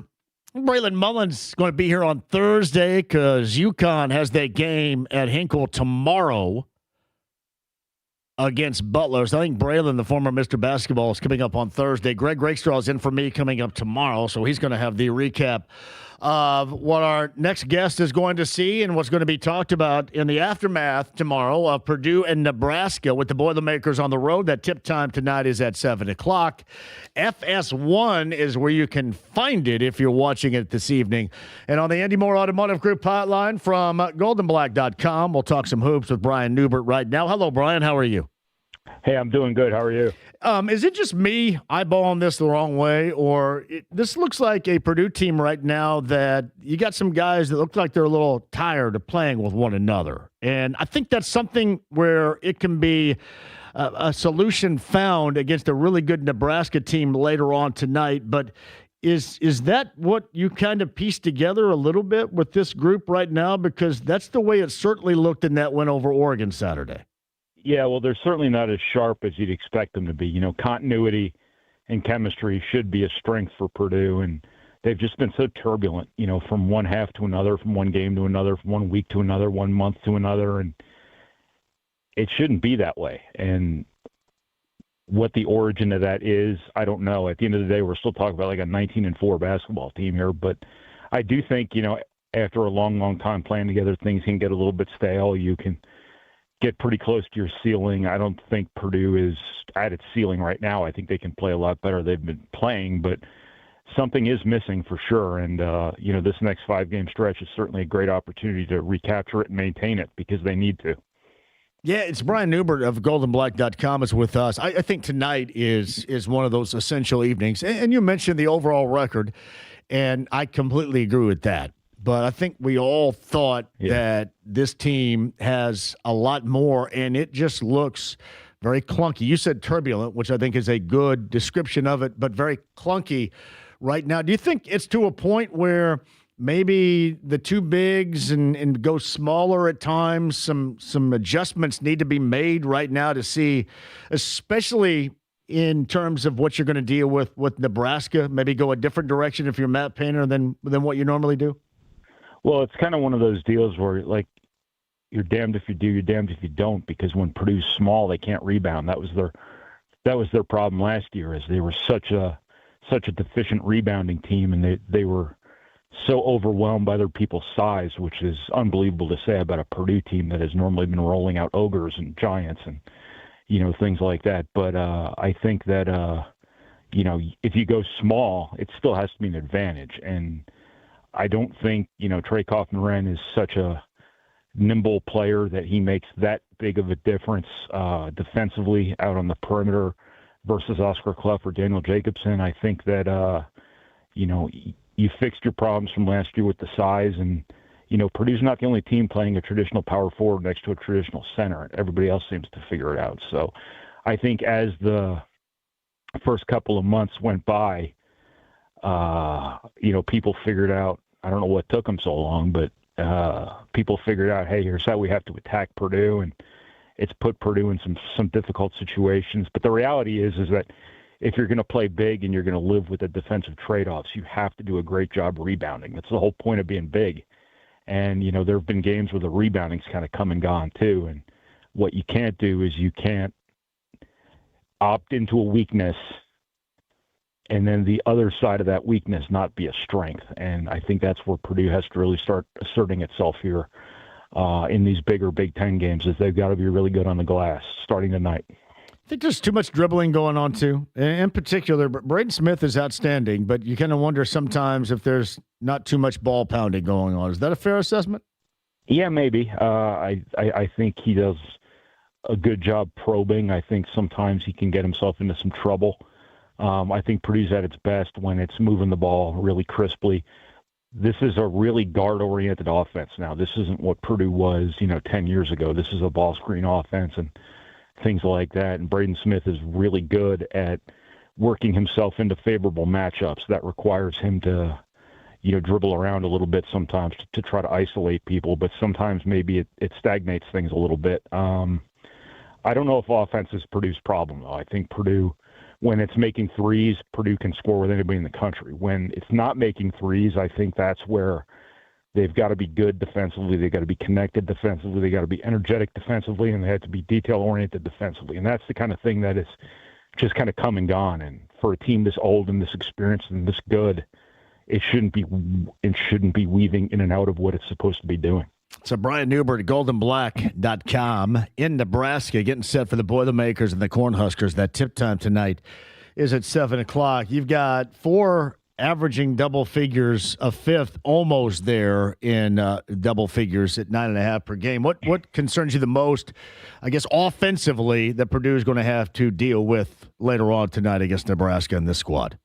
Turning the ball over. That's what Nebraska does, and they don't give it back. They don't let you get in transition. I think they just opt out of offensive rebounding in exchange for keeping opponents out of transition. And Purdue, can be very aggressive. You just mentioned over dribbling and things like that, but Purdue can't force transition tonight. If they do, and Nebraska's building a wall, they're going to end up turning the ball over. They're going to end up taking bad shots, and it's going to put Nebraska in transition. And they have guys who can shoot threes at every position, and when they make a couple threes in this building, it gets sideways on you real fast. So I think turnovers and decision-making are a key for Purdue every single game, but I think tonight they're the game. Yeah. It's certainly a newfound glory with Nebraska, too, and I think it's even more magnified with a packed house like that, with something that is so new and you have so much inexperience. It gets you even more excited. And for a Tuesday night, this is going to be a hell of a tough environment to deal with. It always is. Purdue's never come here as an underdog, and that's kind of an interesting dynamic about this game, too. I think we can all fairly agree that Purdue's the underdog here. I don't know what the betting line is. Not that that's all that relevant, but I think, Purdue's the lower-ranked team. I think Purdue is behind Nebraska in the standings. I think there's a lot of stuff going on here that, Purdue is probably in a position where they'd surprise some people here tonight with a win, and that's not a situation Purdue's used to being in here. And it's probably also not a situation Nebraska's used to being in either. So who kind of plays their role more comfortably is, I guess, something we can talk about after the game. But what's amazing about what Nebraska's doing right now is Fred Hoiberg, was building with transfers before everyone was. And now that everyone's breaking in all these new teams every year, it's Fred Hoiberg who's got the team that looks like it's been playing together forever. They defend really well together. They're really skilled. They've been built with a plan and not just kind of thrown together in the spring. Hey, Brian, is there anybody on this Purdue roster that you have seen that you think, and again, just in your own opinion and watching it, deserves a little bit more time than what they might be getting presently? Well, I think that's a tough call because I think Purdue's got 10 good players. And I think, giving somebody more minutes would mean taking some minutes away from people. I think, Jack Benner's doing great things off the bench. I think Jakari Harris is a starter caliber player. But both of those guys are behind, Trey Kaufman-Wren and CJ Cox, who's had a good year. Hasn't been shooting the ball well lately, but he's had a good year. Daniel Jacobson's obviously had his ups and downs, but more ups and downs. And he and Oscar Clough are kind of in a timeshare. I think there's a couple positions here where one guy's going to be better than the other guy on any given night, and you just kind of ride the hot hand. That's not maybe all that conducive to, continuity and things like that, but it's a pretty good problem to have, and it's one Purdue's not, unaccustomed to because they've had these situations before, and it's a matter of the guys who aren't playing as much as they could somewhere else or even at Purdue or getting as many shots. It's those guys who have to get in, the right frame of mind to really dedicate themselves to something bigger than themselves. And you Omer Meyer came to Purdue knowing he'd be a backup. He could be starting at, 20 different high major programs probably, and potentially a one and done with that level of usage. But he came to Purdue knowing he'd be a backup, and it kind of speaks to what Purdue tries to build with these rosters, where you get X number of good players, and you got to get half of those guys to buy into something less than they'd be getting somewhere else. And I don't see any red flags with this team in that regard, but they certainly have a lot of options. Was Mackey as quiet on Saturday as it appeared when I was watching it? It was anxious, I think. Yeah. I think Purdue has given its fans some reasons for trepidation here and there, and you can tell they were a little bit nervous. And I think the anxiety from the crowd was kind of tangible. And I didn't think Purdue was ever going to lose that game. But I mean, you're talking to somebody who's covered Purdue for 25 years and seen Purdue win like 90% of its home games. So I kind of always expect Purdue to pull out home games, but they're a little vulnerable at home these days, and that's surprising and kind of disappointing, because the way the schedule broke, where you had Illinois, Michigan, and Michigan State at home only, that was a huge advantage for Purdue coming in. And that, assuming they won all their home games like they normally do, that would have put you in a great spot in the Big Ten race. But obviously the Illinois game already got away from them, and you can't take anything for granted with Michigan, Michigan State, the way Purdue's playing at home and the way those two teams can play. I go back to that Illinois game, and you had the Wagler kid from Kansas. The freshman was 40 plus and out of his mind, but yeah, the second chance opportunities just drove you nuts, and that's ultimately, I thought, what sunk Purdue in that particular game. Absolutely, and that's what I was talking about before, where if you're going to play big and there's going to be defensive trade-offs, you got to be good on the glass. It doesn't have to be something you dominate every single game, but you can't get dominated. And I thought against Illinois, they got way too many second chances. And, those opponents that have guys all over the floor who can shoot really put Purdue in tough situations defensively. That's where their attention to detail and their energy defensively have to show up every single game, and not just every now and then. So Brian Newbert, goldenblack.com's on the Andy Moore Automotive Group hotline. I think I hear all the time, and I'm assuming I probably say it too, that a good gauge on really successful versus maybe not so much Purdue games would be that of Fletcher Lawyer. Is that a legitimate argument, or is there more to it than that? Well, I think it certainly helps when he's making shots. I think the biggest thing for Purdue is taking care of the basketball and being as good defensively as they can be. They got limitations defensively, but as I keep saying, when they have energy and they're paying attention to their scouting report and they're playing together and they're in the right spots and they're anticipating things, Purdue goes from a very mediocre defensive team to being actually a very good defensive team. When you look at their winning streak before the UCLA game, they were really good defensively. They weren't just good enough defensively. They were really good. I think the same thing last year during that winning streak around the same time of year. But when Fletcher Lawyer's making shots, they're obviously hard to beat. He's getting a lot of good ones. And that was the kind of surprising thing about that little swoon he was in there for a couple of games in a row, where he was getting really good shots and he was just having a hard time putting them down. And he's too good a shooter. He's too consistent in what he does for that to really endure. And I think you saw at Maryland that, kind of blew up in a big way. That was bound to happen eventually. Yeah. Now, it's whether or not he can, turn being 9 of 12 or whatever he is the last couple of games into, a 40% level of steadiness the rest of the way. I certainly wouldn't bet against him. I will give him this, and this is an admiration I have of his game. I don't think you can normally tell on the floor. You can if you read the box score or look at what he's doing, but if he's having a game like he did against Maryland or maybe having a down game, it seems like he is relatively the same as how he goes about things out on the floor. I think I have a great deal of admiration, I think, for a guy that plays like that, especially when you have to count on him and hope that he shoots the ball well, but he has been a bit off in some games. I really can't tell personality-wise that that's going on with him. Yeah, he's a very steady guy, and I think that people don't recognize his value sometimes. I think he's a really good team defender. I think he's their best communicator. He doesn't make a lot of mistakes. He doesn't really take a lot of bad shots, although he's been more aggressive this year in looking for his jumper than he has been in the past. He's been more aggressive attacking the basket than he has been in the past.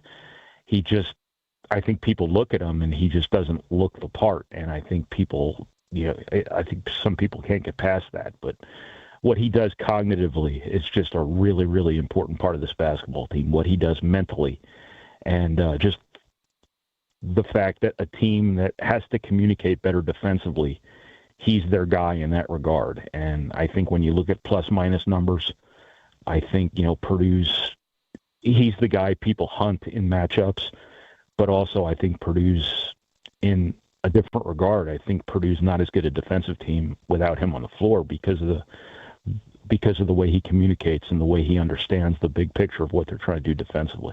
Pretty big Tuesday, Saturday coming up for the Boilermakers, to say the least. You get Iowa City coming up on Saturday, but Nebraska, obviously, later on tonight at 7 o'clock. Give me what you're looking at in terms of Nebraska individually speaking, the thing that really worries you the most matchup-wise with the Boilermakers this evening. Yeah, well, Price Sanford is obviously a gunner and one of the scarier game records from a shooting perspective in the Big Ten.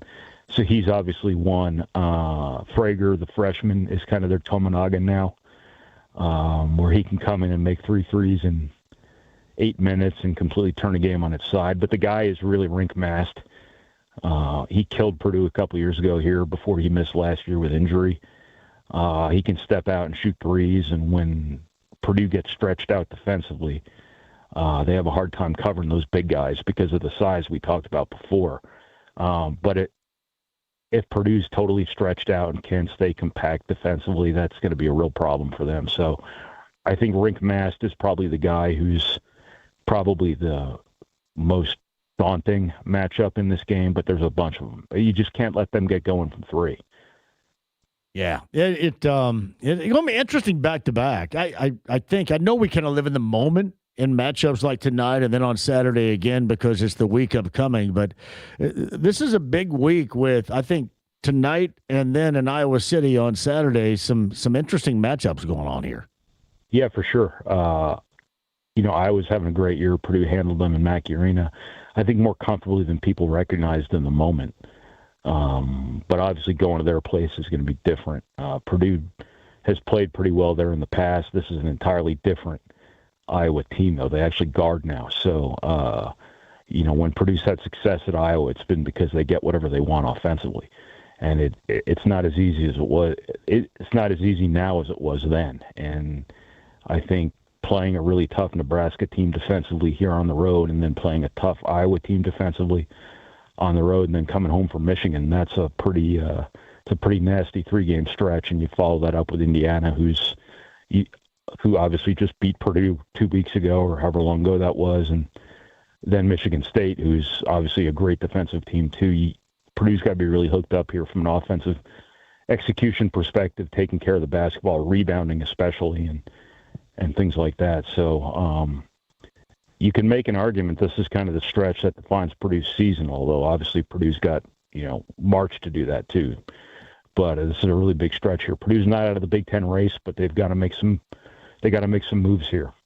It is a weird dynamic when you get a fan base that will obviously complain about the way this team is playing, but really there's not a great deal of bearing going on and things really get thick in the month of March. You know what I mean, Brian, if that makes sense? Yeah. I mean, really, It's like, okay, this is still secondary compared to what takes place once the calendar changes to March. Yeah, I think that it's a good problem to have from Purdue's perspective, that the standard all of a sudden is Ohio State football, stuff like that. And, Purdue's come a long way in a relatively short period of time in terms of the history of its program. And I think when Purdue loses now, it's the end of the world. And I think, it's a very odd climate for college basketball players and college basketball teams to exist in. And I think that the weight of it all sometimes, I don't know how they deal with it, but I guess that's why I was never a high-level college athlete, among many other reasons. But I think that every game takes on a little bit of outsized scrutiny with Purdue. Now, Indiana's used to this, obviously. That's been kind of the history of their program, but not in like the social media age. Purdue is kind of under this microscope in a very, very different era from a lot of these other historically successful basketball programs. But, Purdue's going to have a chance to do something in March, even if this Big Ten season doesn't go the way they anticipated. And,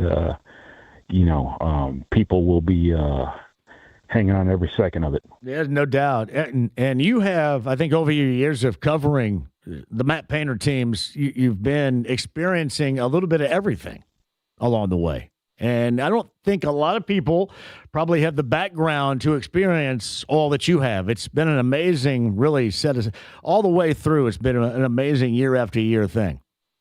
Yeah, from ground zero back when he first took the job over to that really surprising success very early on with all those freshmen to kind of bottoming out again thereafter and then kind of building it back up very differently. And now, Purdue's been number one in the country 5 years in a row or whatever it is. And if you had said you saw that coming back in the mid 2000s, people would have thought you were on some sort of illicit chemical. Yes. And, but that's what they've gotten themselves up to. And, dealing with the weight of the expectations and things like that is just kind of the job description now for Purdue. It comes with the territory, but it's a good territory to be a part of, even if it does drive you kind of nuts. So certainly better than the alternative for them. Yes. There's no doubt about that. It's Brian Newbert, goldenblack.com. You can follow him during the game later on tonight. Again, that tip time is at 7 o'clock, and it should be a humdinger, to say the least, with the Boilermakers and the Cornhuskers going on later on tonight. Little Tuesday nighter, and then they'll follow that up coming up this weekend in Iowa City versus Bennett Sturts, who, by the way, really had some of the most hopeful shot selection I've ever witnessed in a game of my life when those two teams played the first time. There was a lot of hope, not a lot of accuracy, but a lot of hope in that repertoire that we saw in that first meeting. Yeah, when he misses bad, and that's what I yes. That would be one of the things I'd look at real close if I were an NBA guy is, great shooters, sometimes when they miss, they barely miss. But, when great shooters miss and they miss bad, it doesn't reflect well. I like watching him play too, but that game in particular, he took some of the worst shots ever. Yeah. I know I guess that's what they count on him doing because he is the shot maker, and to be a maker, you have to be a taker. But man, that was some, as I mentioned, hopeful shot making.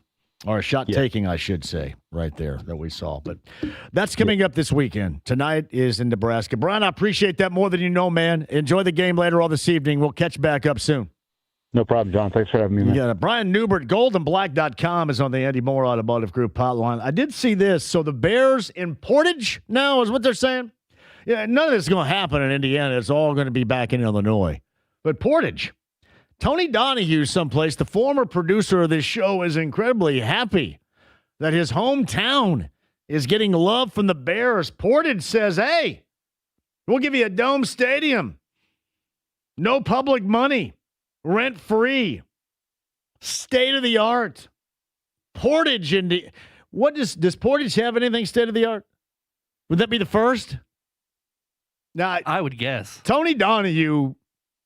There have been moments in his existence where he's been state-of-the-art. I don't know if this applies. Good story. Oh, yeah, too. 37 years ago today. Got something for you. And going back to the late 80s, early 90s, local band-wise, there was one that was right there at the top of the list of all those bands I mentioned all the time, like Realize and The Chosen Few and Chris Schaefer and the Y Store. There was another one up there, and it is making its triumphant return. Give you that news coming up a little bit later on as well. Stream the app, HD Radio, AAA Membership Lounge via YouTube Live. If you guys want to join me at 239-1070, you can. Text line 317-239-1070. Busy show. We'll close it with your calls and more coming up next on 93.5 and 107.5 The Fan.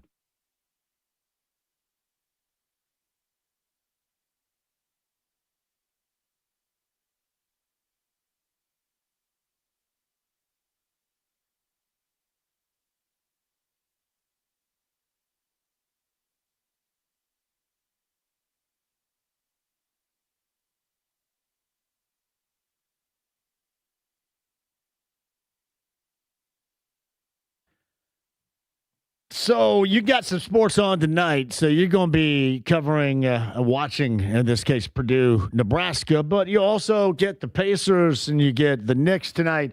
And they're going to cover one another up because I think the Knicks-Pacer game tips at 7:30. Boilermakers go off in Nebraska tonight at 7.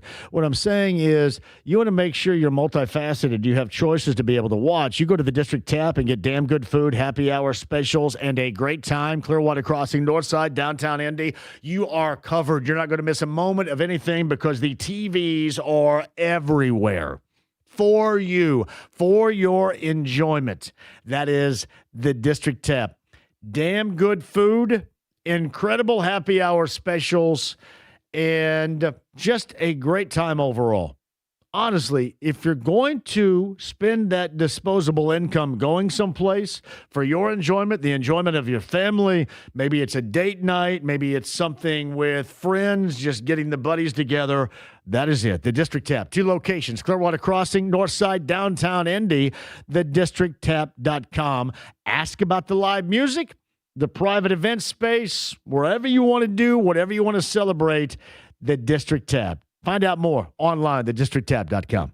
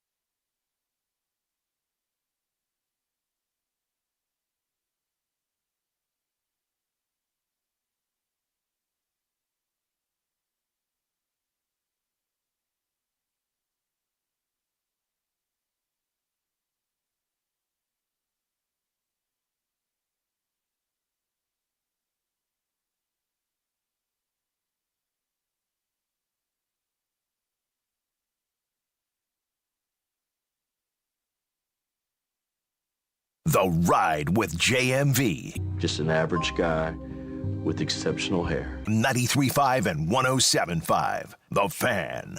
So this date 37 years ago, the former Cleveland Indians, now Cleveland Guardians, fictitiously reported to spring training. Major League. That is one of the greatest films. And if you remember, there was a point in time, this goes back maybe 5 years ago, they were doing a celebration for it. And Corbin Burnson, the actor that played Roger Dorn, third baseman, I believe his stat line was 271 as a hitter. Do you remember in that final game where they beat the Yankees? And I believe his stat, I think he was a 271 hitter. Roger Dorn. Just a great movie. 37 years ago. Also saw this, and a shout out to David Lindquist, friend of the show. I think he has a radio show that's on, what is it, TTS? I think he does that, and I know he does, is it IBJ? Yes, David Lindquist. So I don't know if you guys remember this band. I'm a big fan, being out certainly in the 90s, whether it was the Bluebird or up here it was the Patio and the Vogue and, you know, places in Muncie as well. But did you ever see the band Johnny Sacco? Johnny Sacco was right there at the top of the list of some of the greater local bands that you would consistently see. And I kind of look at the Bluebird and Jake's back in the day as the gauge for me in Bloomington. Johnny Sacco played all the time. Johnny Sacco will play a pair of reunion shows. So April the 17th in Bloomington at the Bluebird, which is very appropriate. So April 17th in Bloomington at the Bluebird, April 18th at the Hi-Fi Annex right here in Indy. If you guys have ever been to that, great venue. Both venues, fantastic. Bluebird, obviously, classic. Johnny Sacco is back, and I happen to think that is absolutely excellent right there. Big-time band. And a lot of great memories with that around here. Hey, shout out to John Easter, who said he would ride shotgun with me, with my mom to Bloomington coming up tomorrow. Thank you. Greg Rakestraw is going to be in for me coming up tomorrow. And I appreciate him doing that, without question. Chad Buchanan, a little bit earlier, we talked about with the Pacer general manager, the acquisition of Zubats and obviously rolling the dice on that top four selection, which to me is absolutely necessary. Chad Buchanan, Pacers general manager, the podcast at 1075thefan.com. If you missed any of that too, Rick Carlisle from last week was outstanding. Yesterday, one of my favorite coaches interviews that we do any point of the season is Josh Schertz. And I hadn't had Josh on in a while. Made that transition last year, his first year in St. Louis after being at Indiana State. Josh Schertz is having an outstanding year with the Billikens, a one-loss team. Loyola of Chicago, if you want to watch St. Louis play, maybe you haven't seen him, and Robbie Goggles. Robbie Avila still plays for St. Louis. St. Louis and Loyola of Chicago is Friday night, 8:30 on ESPN2. If you have the interest in checking that out. But yesterday was outstanding. And you can always tell when, like, basketball people around town will text me and say, I could listen to him talk basketball all day. Josh Schertz is one of the better interviews that we have. If you missed that podcast at 1075thefan.com. JMV, I like your idea with the Bears moving to Roselawn. Nudes a poppin' right before training camp. I believe, Jeff, nudes a poppin' is no longer an activity up there. That would be in reference to, and something we had talked about, the Roselawn nudist camp, which, again, understand this. It all sounds great, the nudist camp, because most of us enjoy nudity. The problem is the ones that are nude are not the ones that you want to see nude. The ones you don't want to see nude, the ones you want to keep every stitch of clothing on are the ones that are nude. The ones that you want to see are clothed. That's just the nature of the nudist camp. Yeah, the Bears and Portage is just an outstanding story. None of this is going to happen. It's all going to play out. They're going to be back in Illinois. They're going to use some people up here a little bit, get a little bit of leverage. So where would that go? Right next to the Dunkin' Donuts? I'd imagine. Great. Or the Town and Country Market, whatever's that is over there. Outstanding. I think that needs to happen. I do. That is really funny. Yeah, you can't beat that. But a shout out to Tony Donahue.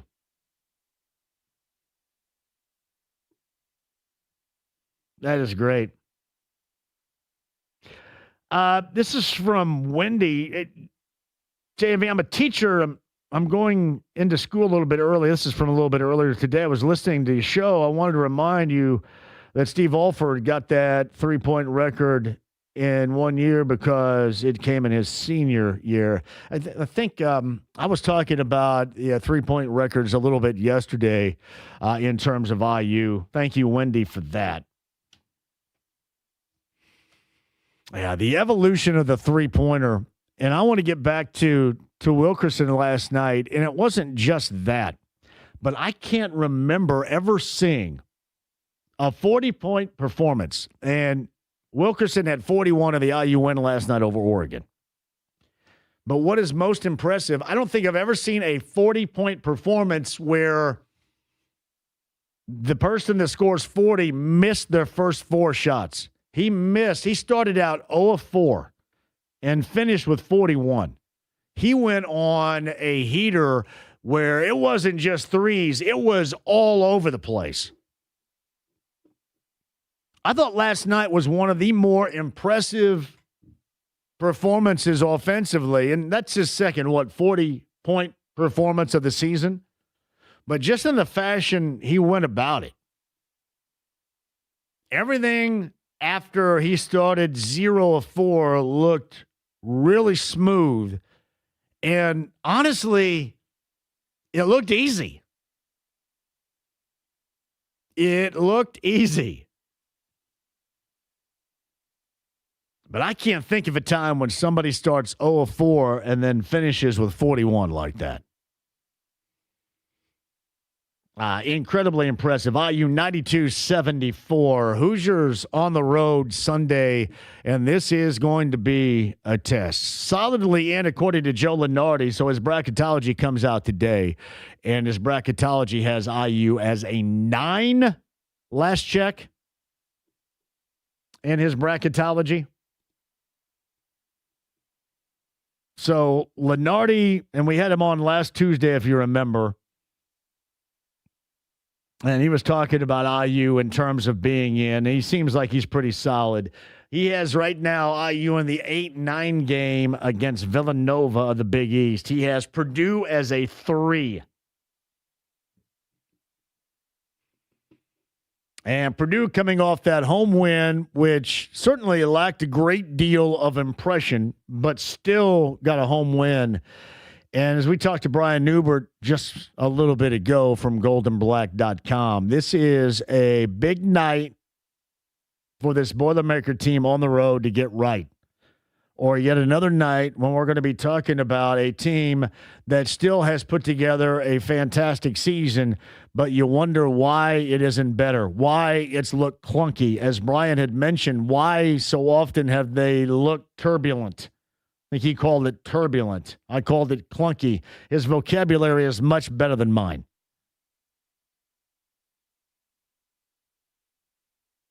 Get a really good gauge. And in fact, IU's got that test with Illinois. I happen to think Illinois is top 5 easily team in the country.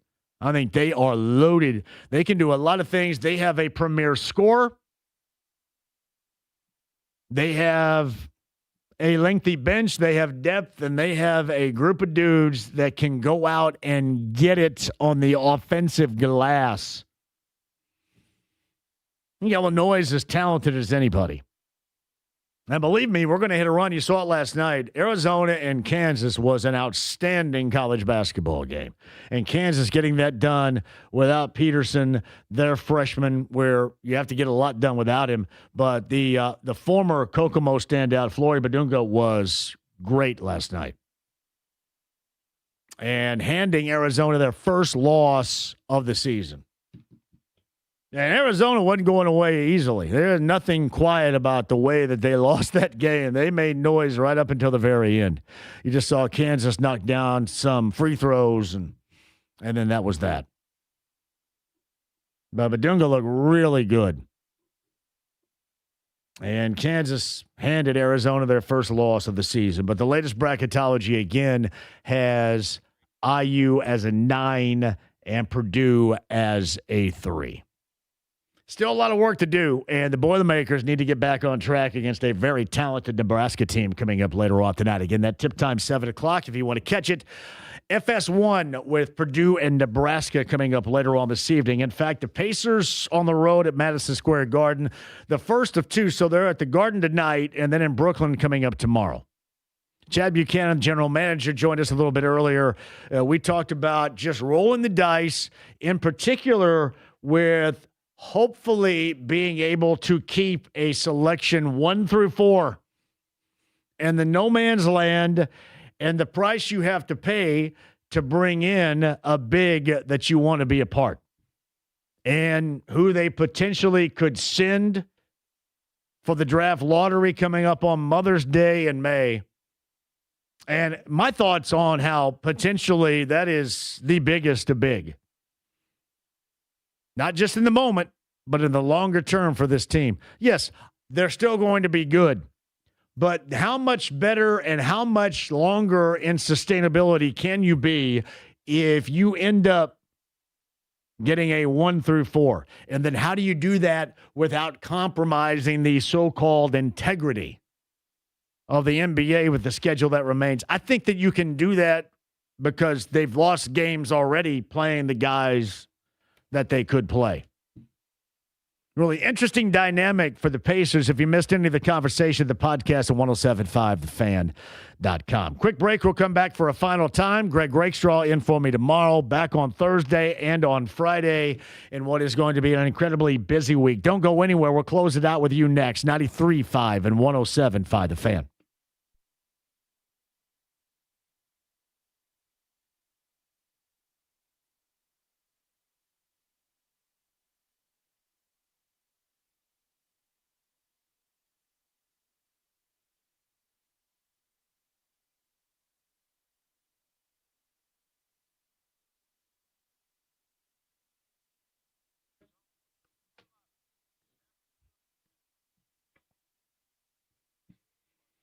Oh, I got a great idea for you. I talked about the temperatures getting warmer, and all of a sudden you're going to have this massive level of water and melting going on.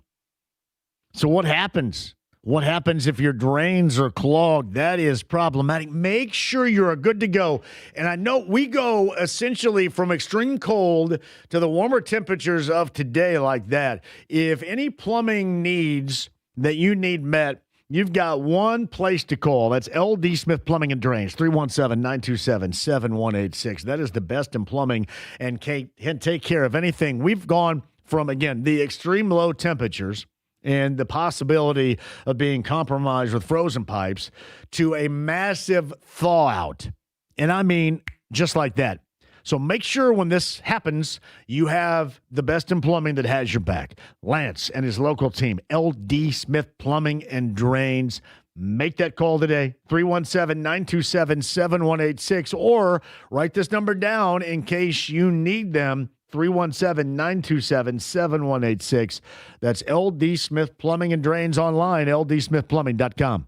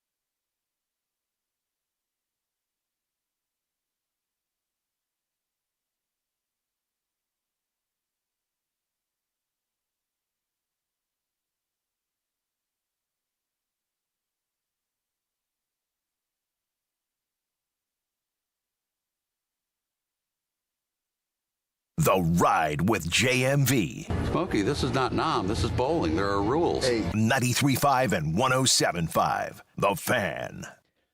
All right, this date, 1978, is significant in incredible rock music history. Do you know why? Van Halen, what is called Van Halen 1, self-titled debut album, Van Halen, which is loaded, and I think in a lot of Van Halen fans' hearts, their favorite album of all time was the first. Now, when it comes to commercial success, many would probably go with their sixth studio album. I believe that was 1984. But Van Halen 1, as we will call it, this date in 1978, incredibly significant. So let me see if I get this right. Van Halen, today, 78. Van Halen 2, Women and Children First. So it was 79 and then 80 for Women and Children First, which is Everybody Wants Some. Awesome. Fair Warning. Diver Down. 1984.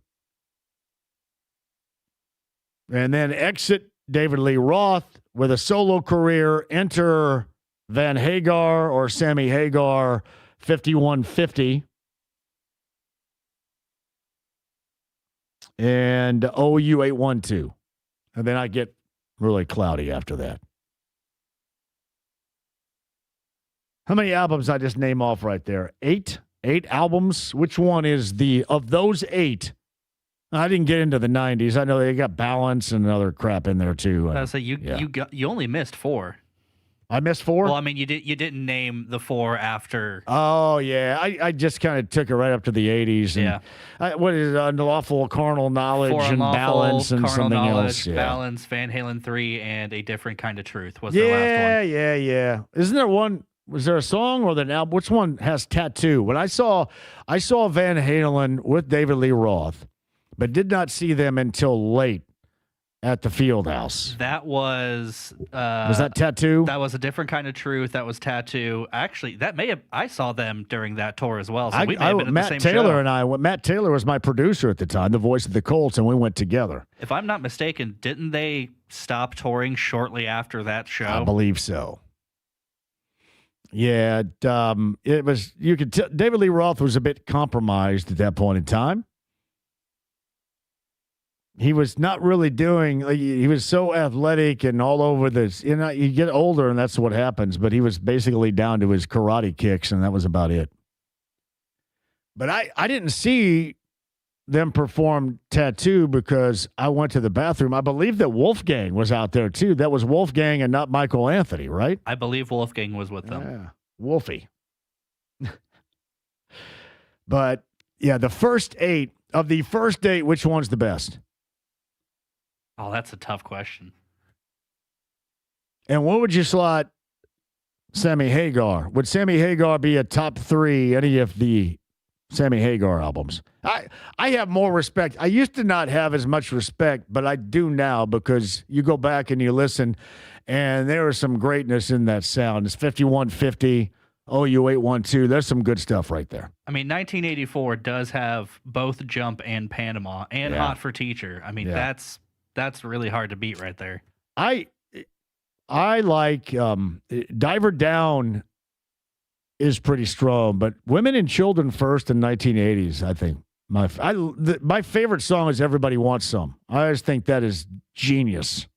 When they came through Indy, was the opener Casey and the Sunshine Band? It was Cool. It was Cool and the Gang. That's what it was. Cool and the Gang and Van Halen. So Van Halen 1, as they say, celebrating an anniversary today, which is a big damn deal. Thank you. JMV, Johnny Sacco's lead singer, Mike Wiltrout, is now the lead singer of the Impalas, who played my wedding in 2023. Outstanding. Dean and Broad Ripple. Yeah, I mentioned Johnny Sacco is back. JMV, ESPN does not care when the Pacers win, so why do they care so much when we lose? Oh, it's about the integrity of the NBA. Come on now, the integrity. Don't compromise the integrity. I don't care. Hook or crook. Lose. And I hate saying this because that's really nerdy, but you have to have that top 4 selection. Don't you forget I said that. Quote me. You have to have it. That's a have to. That's a must-win situation. James, great job out of you today. Evan Sherrill, Cluster Truck, clustertruck.com. Big fan, that discount, clustertruck.com. Greg Rakestraw, Brian Newbert on the show today from Nebraska. And Chad Buchanan, Pacers General Manager, podcast 1075thefan.com. Greg Rakestraw is in for me tomorrow. I am back with Braylon Mullins, the former Mr. Basketball of UConn, coming up on Thursday. Cannot wait to talk with you then. I'll see you in Bloomington with my mom for blood work tomorrow with 93.5 and 107.5 The Fan.